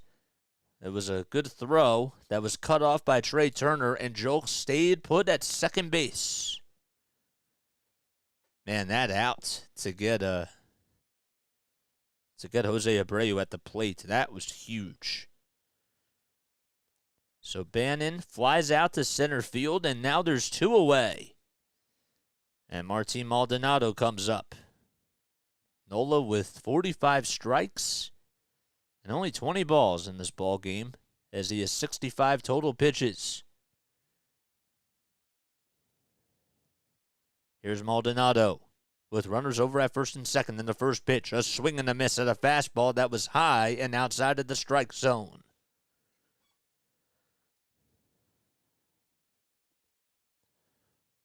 Nola started off a little bit shaky in this inning, but got 2 big outs.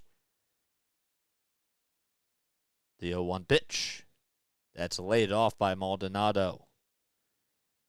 Phillies up 2-1 in the bottom of the fifth. There's 2 outs, and there's runners over at first and second base. It started off with a leadoff single by Jose Abreu, and then followed up by an infield single by Corey Julks, and then a throwing error by Trey Turner. The 1-1 pitch to Maldonado. That's fouled back towards the screen. So then after that, Myers grounded into a fielder's choice as Jose Abreu was out at home plate. And then Rylan Bannon just flew out to center field. 1 ball, 2 strikes, 68 pitches by Nola so far this evening. He has a chance of getting out of this inning with less than 70 pitches. 2 outs. 5 seconds left on the pitch clock, and the 1-2 pitch. There's a high fly ball out to right field, and it hooks just foul into the 4th row. Oof. My gosh. Maldonado wearing his orange batting gloves. Has a little bit of red on the wrist. Kind of cool. They're very bright.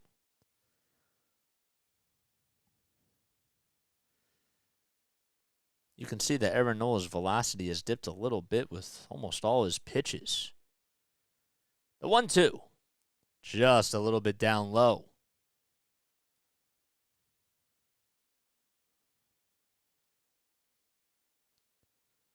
Maldonado just laid that one off. On deck is Mauricio Dubon.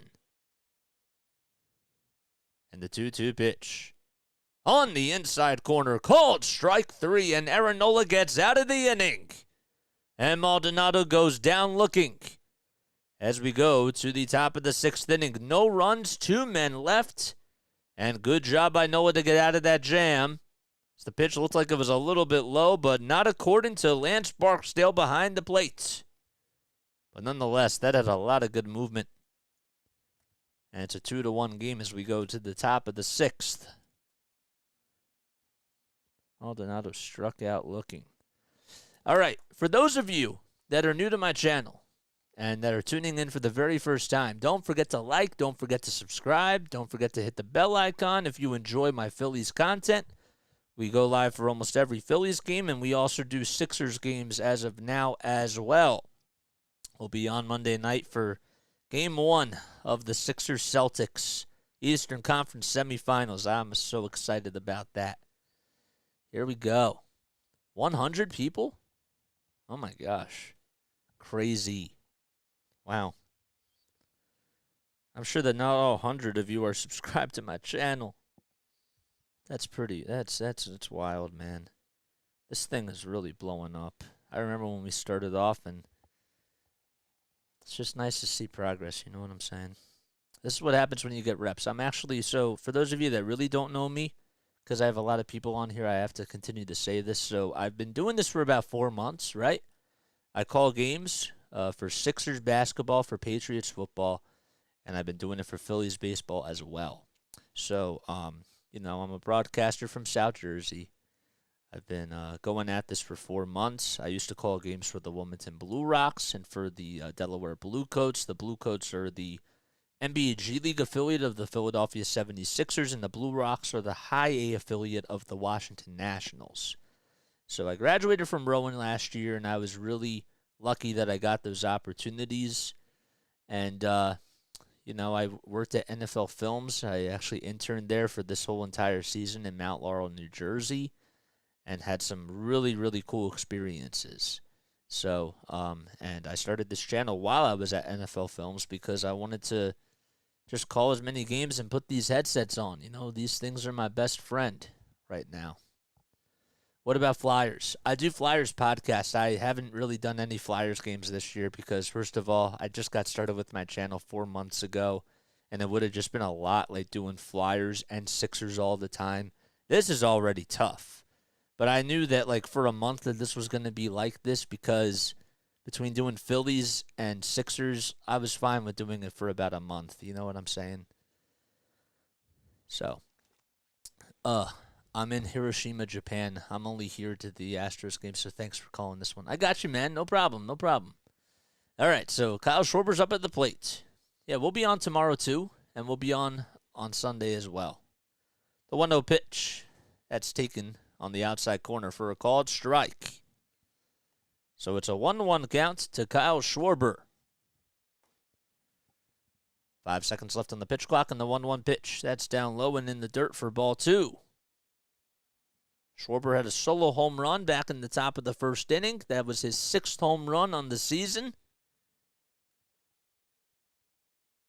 Yeah, I saw that. The 2-1 pitch to Schwarber. Pops this one up, and it just goes behind home plate.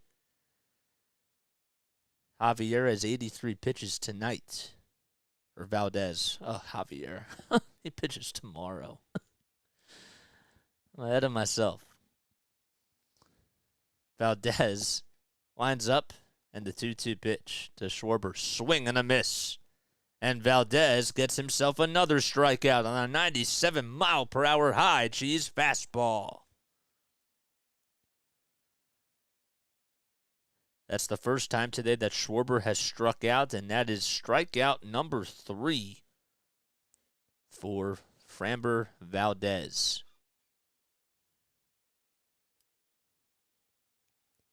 Here's Nick Castellanos, and Castellanos lines that one out to center field. It's going back to the wall and making the catch. Over in center field is Myers on the run.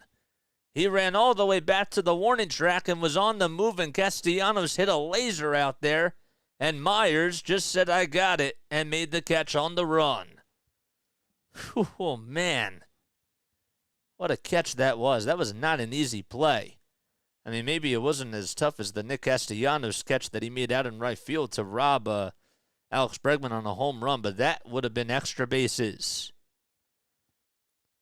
Here we go. JT Realmuto swings and misses at the first pitch in this at-bat, so there's 2 away in the top of the 6th inning. Nobody on. Valdez with 86 pitches. No balls, 1 strike to Realmuto in the 0-1 pitch. Slider that was outside and high for a ball. And that'll make it a 1-1 count. There's Dusty Baker in the dugout for the Houston Astros. The 1-1 pitch by Valdez, way outside and high, and Valdez has to calm down just a little bit, as Maldonado did a good job at utilizing his wingspan. 2 balls, 1 strike to Realmuto, and the pitch. That's lined foul. And it's now a 2-2 count. Alec Boehm does wait on deck. JT singled back in the 2nd inning. He also flew out to center field in the 4th. He's hitting .264 on the season with 2 homers and 8 RBI. Valdez with the windup and the pitch. Just held his swing, JT Realmuto, and they do appeal over at first base, and they say no swing. They check over at first. So it's a full count now to Realmuto. Valdez winds up, and the payoff pitch to JT. That's lined over the head of the first baseman, Jose Abreu, in the right field. It was just out of reach, and Kyle Tucker does field it, and he throws it to the cutoff man, but JT Realmuto gets himself another opposite field single. I mean, the pitch was outside and high, and it was right at the eye level of JT Realmuto, and he just took it for a ride, and Abreu did everything he could. Maybe if he was a couple of inches taller, he would have caught it, but that would have been tough. Alec Boehm steps into the batter's box now. And the throw back over to first is not in time. JT Realmuto can fly. He's been very efficient on the base paths. Boehm grounded into a double play and also grounded out to shortstop as well. Realmuto takes the lead off at first. And the first pitch to Boehm. That's grounded out over to shortstop. Pena fields it cleanly and throws over to first in plenty of time for out number 3. Out number 3. No runs, 1 man left, and we go to the bottom of the 6th inning. Phillies still lead 2-1. I think I'm getting a little bit ahead of myself. I gotta slow things down too. I'm just getting a little bit excited. All right, let's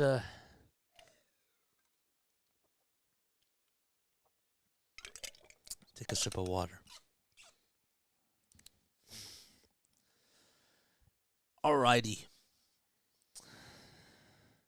Man, I wonder how... Oh, yeah. So, if you guys are new to my channel, as always, don't forget to like. Don't forget to subscribe. And hit the bell icon, too. I know I've been saying that a lot tonight, but... You know, the one thing that I learned from my radio station manager at Rowan, got to give him a shout-out. His name is Derek. He's awesome. He said to me, Jason, whenever you're calling a game, like, on the radio, you have to be mindful that, like, not everybody is tuning in at the same time, and people are tuning in and tuning out. So if you say something over and over again, that's actually a good thing because, like, when I was even, like, looking at the numbers when somebody else was calling a game, he said, do you see how it fluctuated from, like, 8 people all the way to 50 people, like, within the span of 10 minutes? You have to, like, be mindful of those things. So if I do get repetitive, I just want to make sure that I remind you guys that, you know, it's for everybody that is just tuned in, you know, and that's why I do that. So, yes. What time do they play tomorrow? They play at 5 o'clock tomorrow, so we'll be back on for that stream, and we'll also be on for Sunday night baseball as well. So I'm excited about that. If you guys haven't joined the Discord server yet, feel free to do that as the link is down below in the description area. It's also pinned to the chat as well. So whenever we do a live post-game series post-game series pod for the Phillies, you can give your thoughts, and I'll have you have a conversation with me. You can come on and just talk to JJ, and we'll talk about some baseball, man. I don't mind the repetition. You're doing awesome. Wish you were in Houston. Thanks, man. I appreciate it. You know, I found out that Scott Fransky, I think, tried out for Houston. Like before he became the announcer for the Phillies. Bottom of the 6th inning. Okay, Mauricio Dubon leads things off here. He's 0 for 2. He flew out to center field and also grounded out. The 0-1. That's fouled back towards the screen. JJ, how about my draft? I really haven't even been paying attention to it because I've been calling this game, but hey, I'm happy that we took a cornerback in the first round. No balls, 2 strikes. Nola back out there for his 6th inning of work, and the next pitch is downstairs and outside for a ball. So Dubon will lead things off here as 1, 2, and 3 are coming up for the Astros and maybe the Phillies. Maybe the Phillies could get a 1, 2, 3 inning. What's up, Jaden? 1-2 pitch. There's a ground ball over to third base, but it's just foul. Sosa was reacting very quickly, and rightfully so. But it was just a little bit foul, according to the third base umpire, Dan Merzel. LT, man, thanks for coming on. I appreciate it. No, I'm from South Jersey, but I'm from the Philadelphia area. Like, I'm about 20 minutes away, 15 minutes away from Philly. 1-2 pitch. There's a high fly ball out to left center field. Marsh on the run, though, takes a couple of steps towards the warning track, and he'll make the catch for out number 1. That could have been trouble, and Dubon is out for the first in the bottom of the 6th inning. And now Jeremy Pena will step into the batter's box. I know it's pretty insane, LT. It is. I can't get carried away, though. Here we go. All right, Jeremy Pena comes up. He hit a solo home run off of Nola in the first. And the first pitch in this at-bat is a swing and a miss on a curveball. Look at his cleats. He has all different types of signatures on there. Charlotte and I couldn't read all the names, but that's a really good idea. The 0-1 pitch. That was down low and maybe a little bit outside as well. It's funny because when I was done, I'll explain it after this. The 1-1 pitch. It's on the outside corner for a called strike. It was a 94-mile-per-hour fastball. That must be the hardest pitch that Nola has thrown today. The 1-2 pitch. Check swing. They don't even appeal as it was on the outside corner and called strike 3 regardless. And there's 2 up, 2 down in the bottom of the 6th inning. That pitch was filthy. An 86-mile-per-hour changeup. He hasn't thrown a lot of those, but even according to StatCast, it just hit the outside corner. Yeah, I heard it's supposed to rain. Here's Kyle Tucker. And the first pitch is fouled back towards the screen in this at-bat. Nobody on. 2 outs in the bottom of the 6th inning. Tucker's 0 for 2 today as he grounded out twice. The first time he grounded out to second. And the second time he grounded out over to Aaron Nola. It was a 1-3 putout. The 0-1. That's outside for a ball. So going back to the whole Jeremy Pena, signed shoes thing, I actually have a friend who broadcasted games with me for the Blue Rocks, and he had the idea of getting everybody from the internship, to sign an entire baseball, and he put it on his shelf, and he had a baseball holder. That's where he put it, and I thought that was really a smart idea. Everybody's signature from the internship. 1 ball, 2 strikes as the pitch was fouled back towards the screen. And the 1-2 pitch. That was outside and low for a ball. Oh, did I mess something up? Maybe I was a little bit backwards. Okay. 2 balls, 2 strikes, 2 outs, nobody on in the bottom of the 6th. Nola winds up in the pitch. Just a little bit off the plate. A curveball at 84 miles per hour. Tucker did a good job at laying that off. It was a knuckle curve that was maybe about a couple of inches off the plate. So it's a full count. Nola has not walked anybody just yet. Big payoff pitch coming up. Nola kicks and deals. It's on the outside corner. Called strike 3. And Kyle Tucker goes down looking. And Nola has been sensational this evening as we go to the top of the 7th inning. And the Phillies still up 2-1 on another 1-2-3 inning by Aaron Nola. Whoever said that he has to come out of the game, man.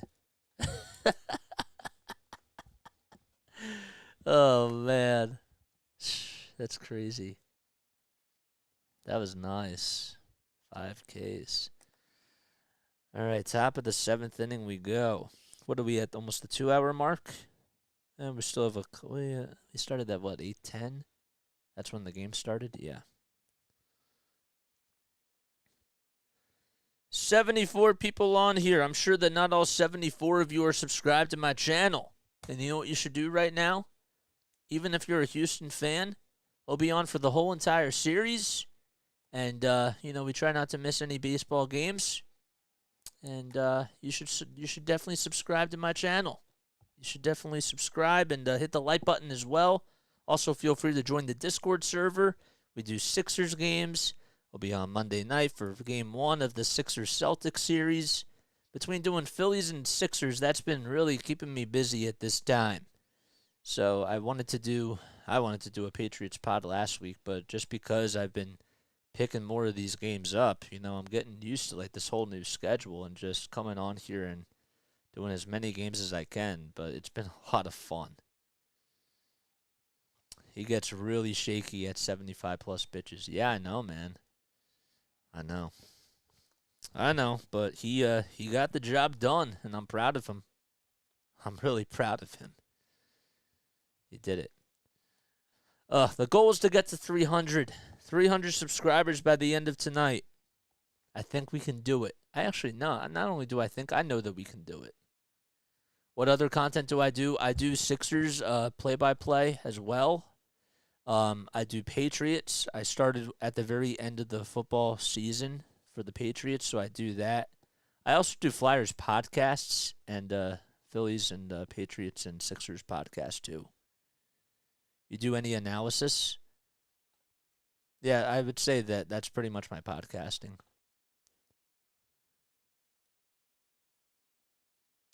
He's got a great OnlyFans too. Bro, stop. I'm weak. Bro, that's hilarious. They're funny. All right. Here's Josh Harrison. The 1-0 pitch. It's grounded out over to shortstop, and Opeña fields it on the hop, and he throws over to first in plenty of time.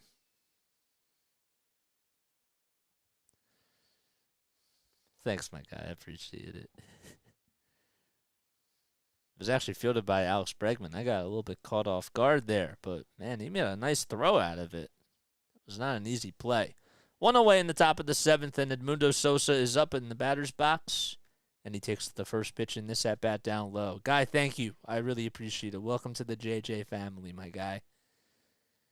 All right, it's a 1-0 count to Sosa, and the pitch is just a little bit inside for ball 2. So Sosa doubled and scored a run on the RBI double by Cristian Pache. The 2-0, swing and a miss.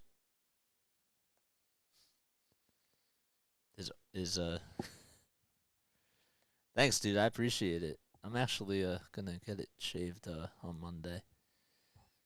Trimmed a little bit, I should say. The 2-1.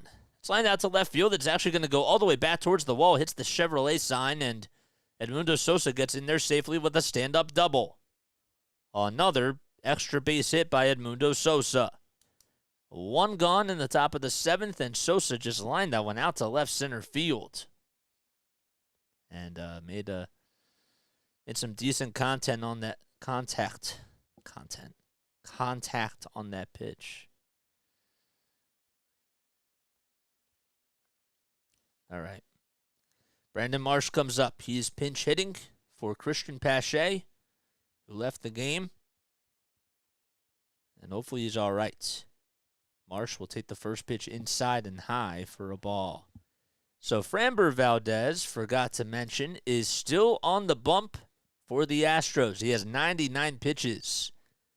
And he's only allowed 2 runs so far. The 1-0 pitch way inside, and it almost hit Brandon Marsh. Almost got a piece of the jersey. And this most likely will be his last inning of work for sure. He has hit the century mark. It's a 2-0 count, 1 out, and a runner over at second base, and that's Edmundo Sosa. And the pitch. It's fouled off of the foot of Brandon Marsh. And that'll make it a 2-1 count, but Sosa does go diving into third base safely. But he has to go back over to second because it was fouled off. So Sosa had a clean steal. And Marsh just fouled it off.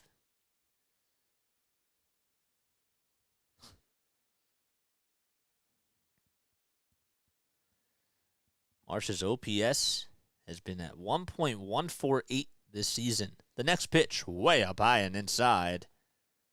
That's like 3 out of the 4 pitches in this at-bat have just been up high and inside. And it's a 3-1 count now to Brandon Marsh.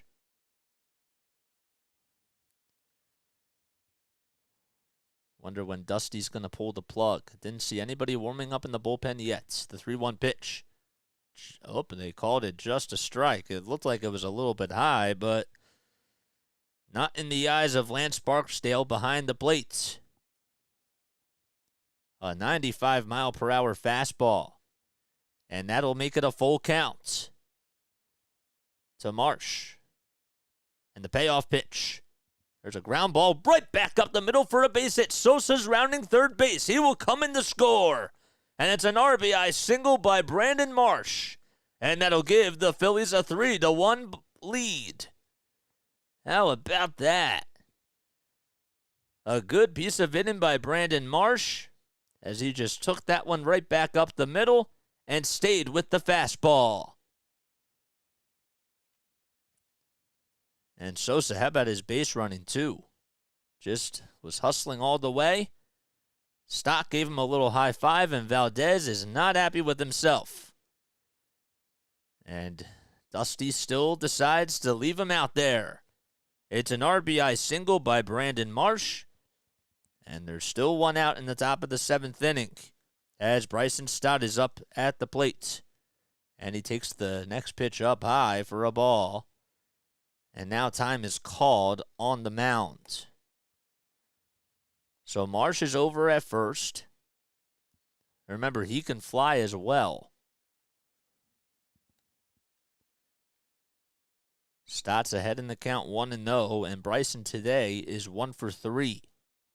He grounded out to first and also had a 6-3 ground out over at, it was in the top of the first inning. I feel that. It's weird when you look at the batting stance of Bryson Stott from last season compared to this year. Like, look at his, well, you guys can't see it, but you can see that he just has more of an extension in his stance. The 1-0 pitch. It's fouled back towards the first base side. So everybody went back to their spots. And it's a 1-1 count to Bryson Stott. Stott leads the Phillies in hits. He has 37 on the season. He's also top 5 in that category throughout the majors. The 1-1 pitch, up high and inside for another ball. Stott is 25 years old. He stands at 6'3". Got to see him play for the Jersey Shore Blue Claws when I was calling games for the Wilmington Blue Rocks. And, well, he's been a very versatile defensive player. The 2-1. It's a ground ball. It's over to first base, and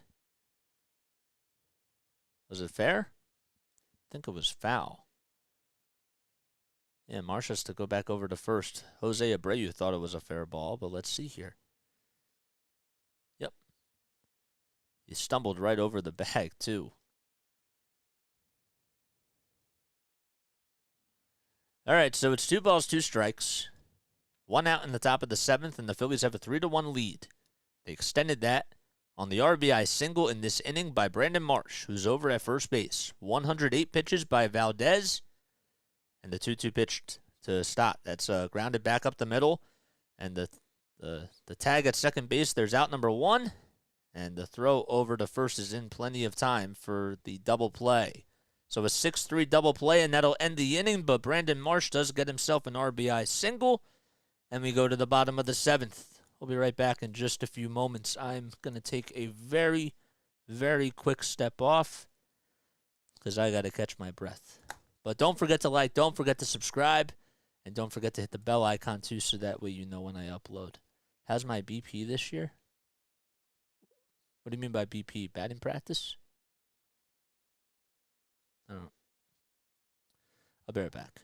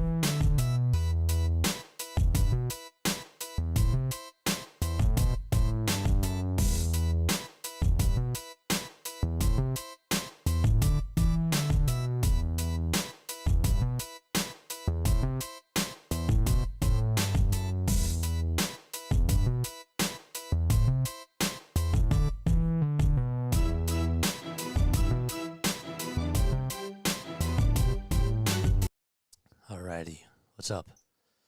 Oh, man. Yeah, you got the clutch pitching in the stretch. Astros BP, stellar. Yes, oh my gosh, we have a lot of comments on here. I bet you we're probably going to reach over 200 tonight. Yes, so if you guys are new to my channel, we're going to the bottom of the 7th inning. Make sure you like, make sure you subscribe, hit the bell icon too, so that way you know when I upload, when I go live for a Phillies game or for a Sixers game. We do all that sort of stuff on here. What a game it's been so far, man. Aaron Nola and Framber Valdez have been going at it, but Nola's going back out there for his 7th inning of work, and he has been wheeling and dealing. Besides the solo home run that was given up to Jeremy Pena, he's been very dominant. Also, Nick Castellanos made a terrific catch out in right field to rob Alex Bregman on a home run, and speaking of Bregman, he's up at the plate. No balls, 1 strike, and the pitch is outside to Bregman for a ball. So this most likely will be the last inning for Aaron Nola here,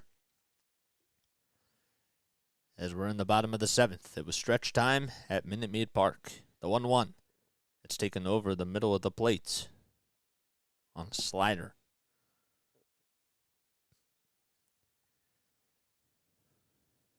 So 4, 5, and 6 are due up for the Astros. And the 1-2 pitch.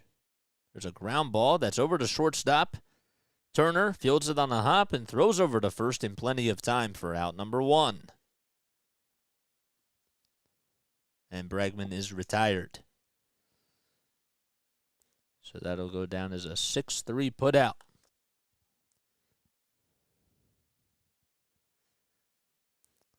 I think that they're reporting on Cristian Pache's injury right now, so let's see if we can get an update on that.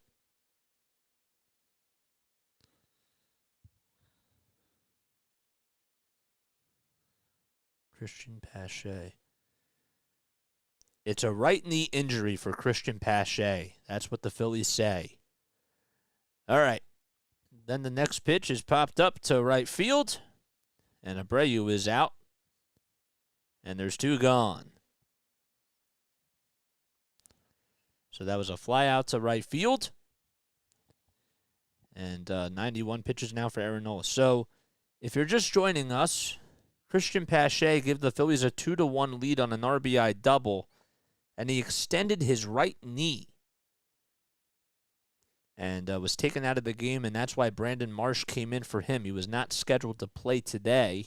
It was supposed to be an off day for him out in center field. So it's no balls, one strike to Corey Julks. And the 0-1 pitch by Nola. Outside and low for a ball.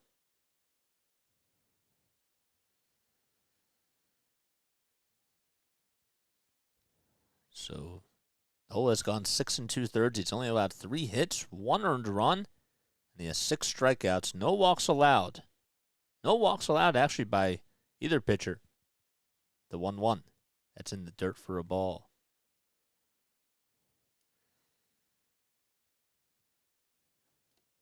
Schultz is 1 for 2 today. He's singled back in the 5th inning. 2-1. On the outside corner for a called strike. On an 84-mile-per-hour slider. 95 pitches by Aaron Nola. When the Phillies clinched a playoff spot, he went 7 strong innings. The 2-2 pitch. Swinging a line drive out to left center field. Marsh says he has it, and he makes the catch for out number 3. So 7 strong innings by Aaron Nola, and we go to the top of the 8th. The Phillies lead 3-1. Wow. Big out. Yeah, that was pretty nice, man. I mean, the Phils are putting it out. Can't agree with us. Can't argue with that. Hoping for a comeback. Still plenty of time, man. That's why you have to play all 27 outs. That's why you got to do that. Let's take a look at some other scores. The Yankees are losing 5-2 against the Texas Rangers. Angels and the Brewers are tied at 1 apiece, but that's in the bottom of the 8th, and well, the Brewers have runners at the corners with 1 out. Phillies, in case you didn't know, they lead 3-1. The Diamondbacks and the Cardinals are tied at 1 apiece. That's in the bottom of the 6th inning. The Reds lead the A's 3-1 in the top of the 3rd. Cardinals and Dodgers just got started. That is on Apple TV+. The Twins, they hung on and they beat the Kansas City Royals by a score of 8-6. The Marlins, well, they won against the Chicago Cubs 3-2. And that was the same score that Toronto beat Seattle by. The Braves, well, that game finished in 5 innings as it was raining out in New York, and they shut out the Mets 4-0. And then the Cavs, the Guardians, they beat the Red Sox 5-2. Rays won against the White Sox 3-2, and the 2 games that were postponed were Baltimore and Detroit, and Pittsburgh and Washington. All right, next up, robotic umps. I feel you on that. I feel you. Pitch clock has absolutely changed the game, and for one, I love it. Yeah, I'll tell you what. Like, I called games with the pitch clock, at the minor league level, and I knew that the games were going to go by faster. The only thing, and I keep telling people this, like when they ask me what my thoughts are about the pitch clock, the only thing that I don't like is that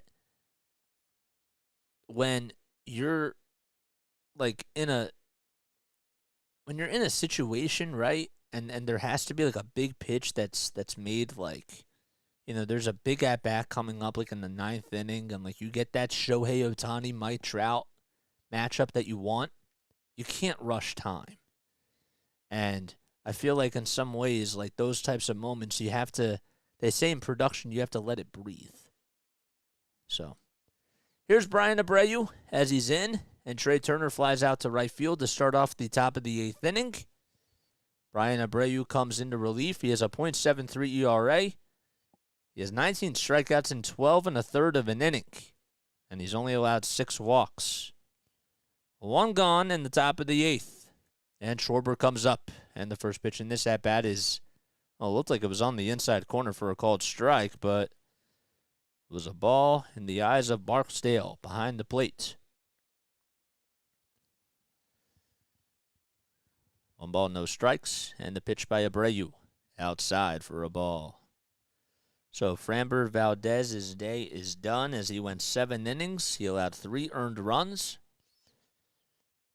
and he threw over 100 pitches.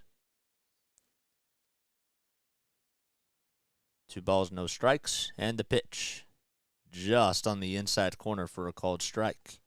I agree for production of value and suspense. The clock sucks, but no, like I agree with you. But like that's my only thing that I wish that Rob Manfred would do, and I think that will be implemented sometime. Because I haven't been the only one that's complained about that. The 2-1, swing and a miss to Kyle Schwarber. And that'll make it a 2-2 count.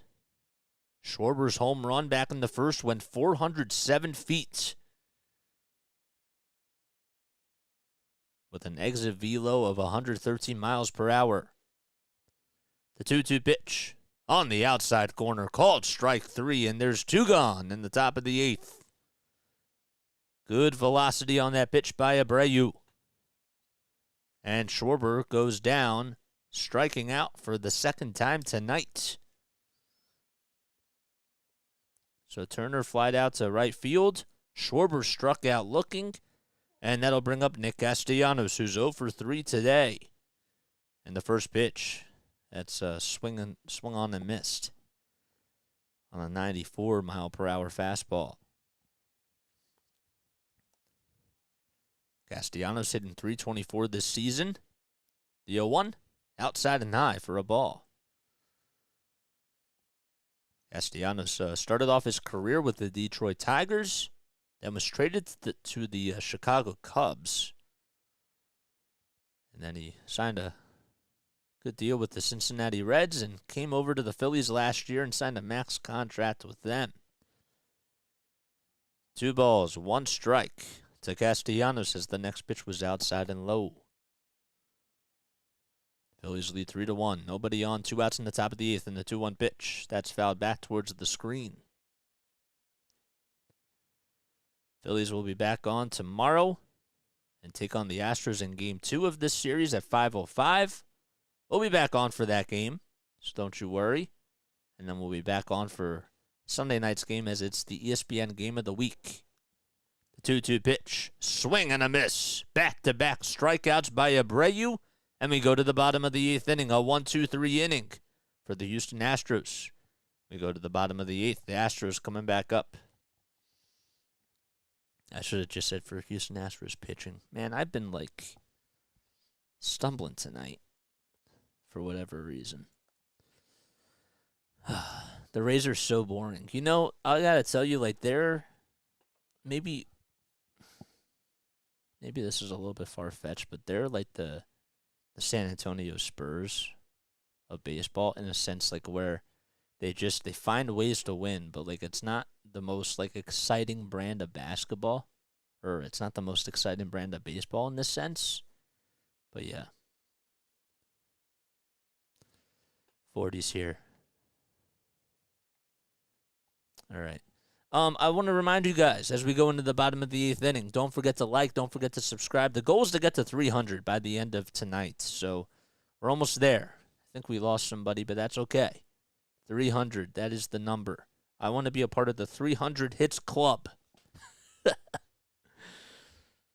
Give me 300 hits. If you want the Phillies to win tonight, give me 300. If you want the Astros to win tonight, give me 300. If you want both of them to win tonight, well, I can't make that happen. You can still give me 300. Thank you. I appreciate it. And also, shout yourself out, too, if you just subscribe to my channel, seriously. Because welcome on into the JJ family. This is what we do. Astros. 8th inning is too late. Nah, man. Astros can come back. I ain't counting anybody out. There's one thing that I've learned from my dad. I've learned a lot from my dad, but you gotta play all 27 outs, my guy. just when you're beating an opponent down, you can't let your you have to complete it until it's done. You gotta. Did we lose a subscriber? I think we did.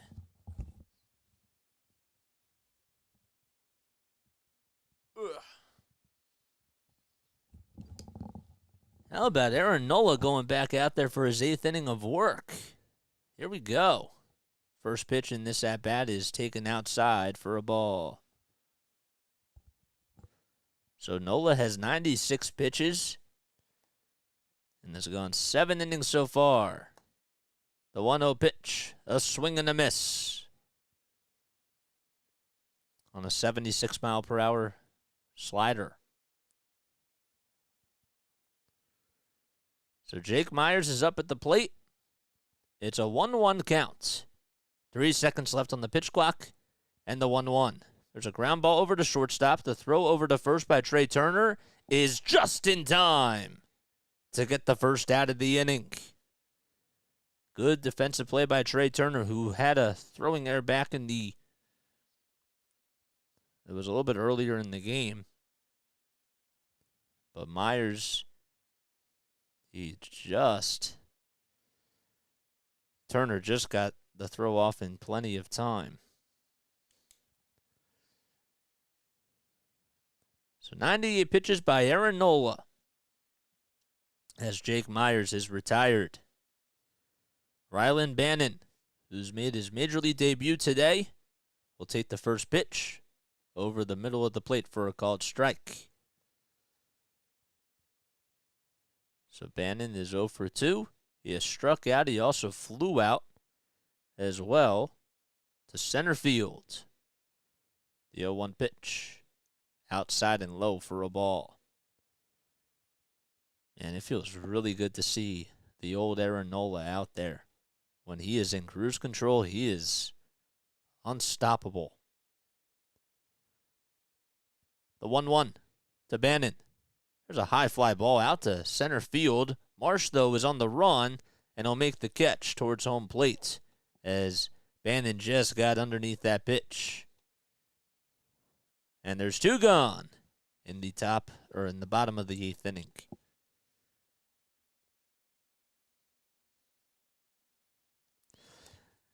And Martín Maldonado will step into the batter's box. He has struck out twice today. Once looking, which was back in the 5th inning, and he struck out swinging back in the 3rd.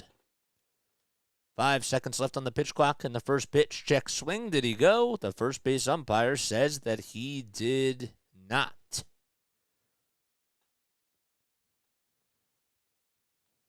Maldonado batting .138 this season with 1 homer and 3 RBI. 3 seconds left on the pitch clock, and the 1-0 pitch by Nola, inside and low for ball 2.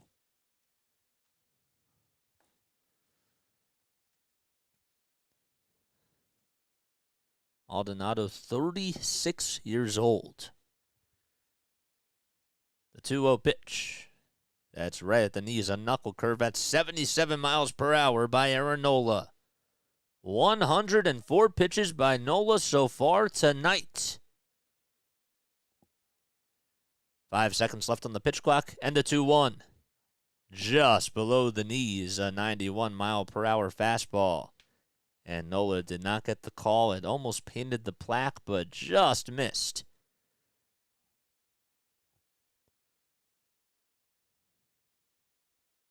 The 3-1 pitch to Maldonado. That's lined foul down the third base dugout. Nola has not walked anybody tonight. Neither team has actually had a batter get on with a walk in this ball game. Nola gets the signs from Realmuto. Nobody on. 2 outs in the bottom of the 8th. The payoff pitch. There's a high fly ball out to center field again. Marsh is on the run, and he makes the catch for out number 3. Another 1-2-3 inning by Aaron Nola. And we go to the top of the 9th inning. He has been stellar tonight.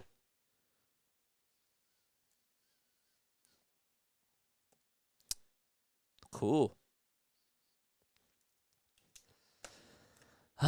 Maldonado made contact.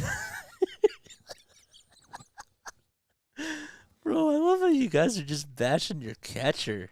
Like, I can understand. I can understand that. Maybe, is there anybody that you guys can go for at like the trade deadline, like Mitch Garver or something? He might send him a complete game. Yeah, he might. No, seriously, that might be a legit thing. Like, why give the bull? You know, like why have the bullpen go out there? You know what I'm saying? Hey, they might. Guys, we just got struck by lightning here. Got to go for a bit. Ghostros, well done, Phils. Nice to, man. Stay safe. Seriously, be safe. Seriously. And I hope you have a good night. We'll be back on tomorrow, so make sure that you come on tomorrow afternoon for the next game. I'll be back on. That'll be cool. Be safe, my guy. Prayers. We're 5 subscribers away from 300, man. Oh my gosh. You think I think we can hit 300. I really do. I know we have a lot of people on here, and not all of you are subscribed to my channel. JB927 just subscribed, and you guys should subscribe too. Seriously, no, I'm not going. It's not thunder in here. I'm staying right here. I ain't going anywhere. We need a closer. Dude, we have Jose Alvarado. My gosh. We have Jose Alvarado. This dude is like the best pitcher in baseball. You don't need a closer. I need somebody to close the deal to get me 300, man. Rafael Montero is on the bump now for the Astros. And the first pitch to Realmuto. That is just a bit inside and high for a ball. Realmuto's 2 for 3 today. He has 2 singles. The 1-0 pitch. That's popped up towards the towards shallow right field. On the run is Pena, and he'll make the catch. For the first out, Dubon, I should say. And there's a 1 gone in the top of the 9th. So that is a P5.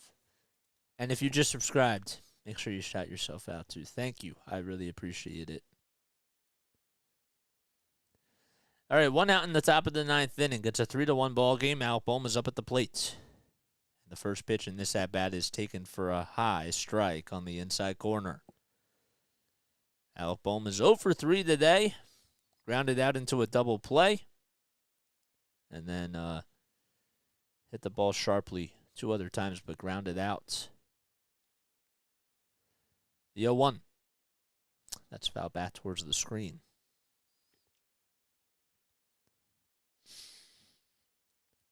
No balls, 2 strikes to Alec Bohm. There's Jeremy Pena, the ALCS MVP. The 0-2. That's on the inside corner for a called strike 3. And Alec Bohm is retired for the 4th time tonight. And that pitch was absolutely filthy by Rafael Montero. Just on the inside corner. Montero will now face Josh Harrison.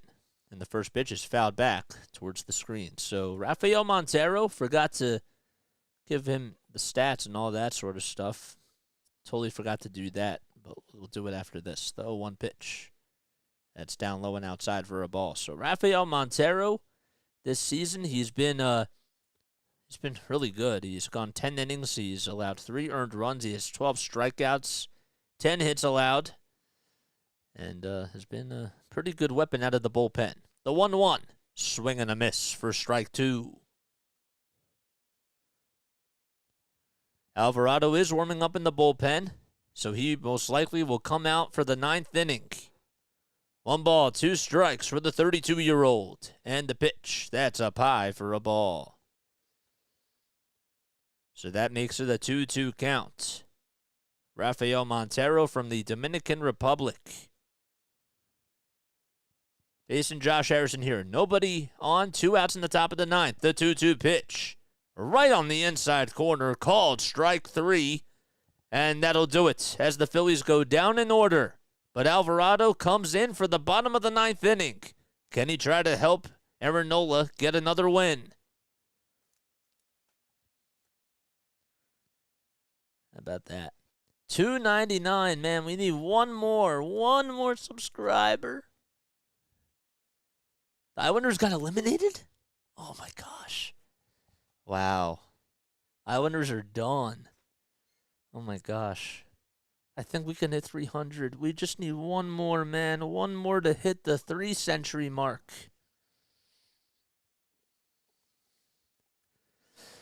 If you guys are new to my channel, don't forget to like, don't forget to subscribe. Oh, man, we just got 2. Thank you. And also shout yourself out, too.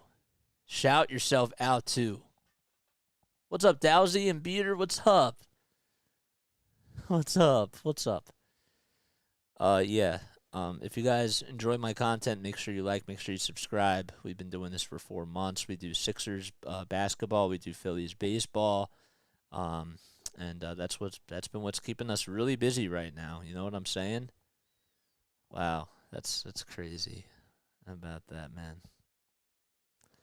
I have a lot of people in this chat tonight. We got the bottom of the 9th inning coming up. Jose Alvarado is coming right in. It's a 3-1 ball game. So Nola was sensational tonight as he went 8 innings and was absolutely dominant. Only give up the solo home run, and that was to Jeremy Pena. Hello, what's going on? We got the bottom of the 9th. Let's go, baby. All right, so due up for the Astros in this 9th inning is the top of the order. Mauricio Dubon, Jeremy Pena, and Kyle Tucker. All coming up, and, well, if you're Rob Thompson, that's the right move. Nola was great tonight as he had over 100 pitchers. And 100 pitchers, 100 pitches. My gosh, I need to slow down. Dowsy and I had made 30 accounts. That's funny. Jose Alvarado comes up and will be pitching the 9th inning. He has a .79 ERA, 22 strikeouts, has not issued a walk this season yet. Alvarado has been lights out this year, as I like to say. 4 saves. Mauricio Dubon comes up, and it's a swing and a miss on the first pitch on the 91-mile-per-hour cutter. That was inside and low.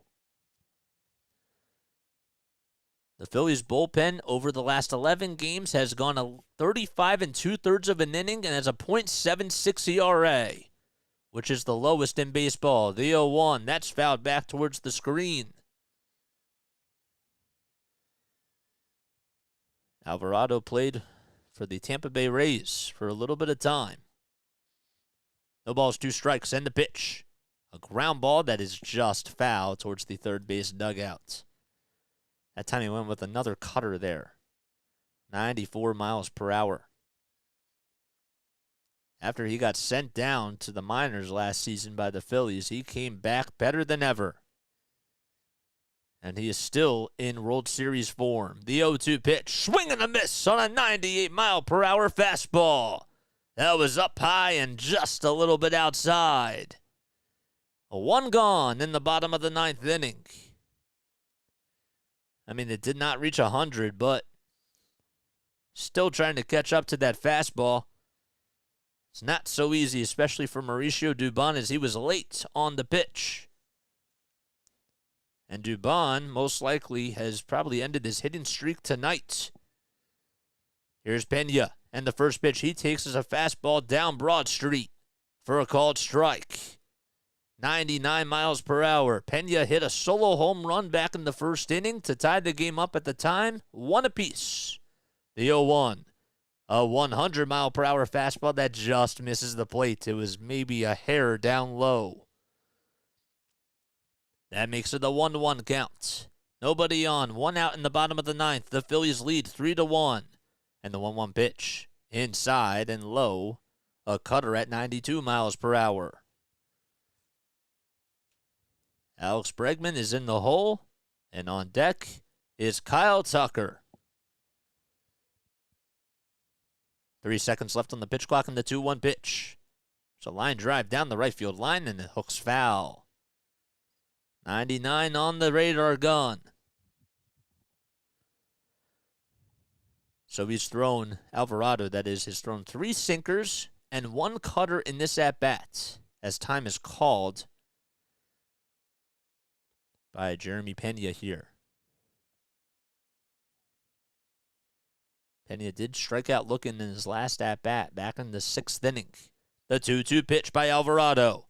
That's lined down the right field line, and that'll find the seats again. It was a fastball down the middle. Pena made good contact with it, but fouled it off. Pena certainly has a lot of power in that bat. 2 balls, 2 strikes, and the pitch. Inside and low for a ball. Another cutter that landed at 94 miles per hour. Alvarado hasn't walked anybody on the season. Pena trying to be the first to get on. Big payoff pitch coming up. And here it is to Pena. On the inside corner, called strike 3. 100 miles per hour on the gun for Jose Lights Out Alvarado. And there's 2 away in the bottom of the 9th inning. JT did everything that he possibly could to frame it perfectly, and I don't know if it was low or not, but that was just a filthy pitch. And there's 2 away, and that'll lead things up to Kyle Tucker here, who takes the first pitch down low for a ball. 2 outs in the bottom of the 9th inning. The Phillies lead game 1 of this 3-game series in Houston by a score of 3-1. Tucker's 0 for 3 today. The 1-0 pitch. Inside again. 100 on the gun. So Alvarado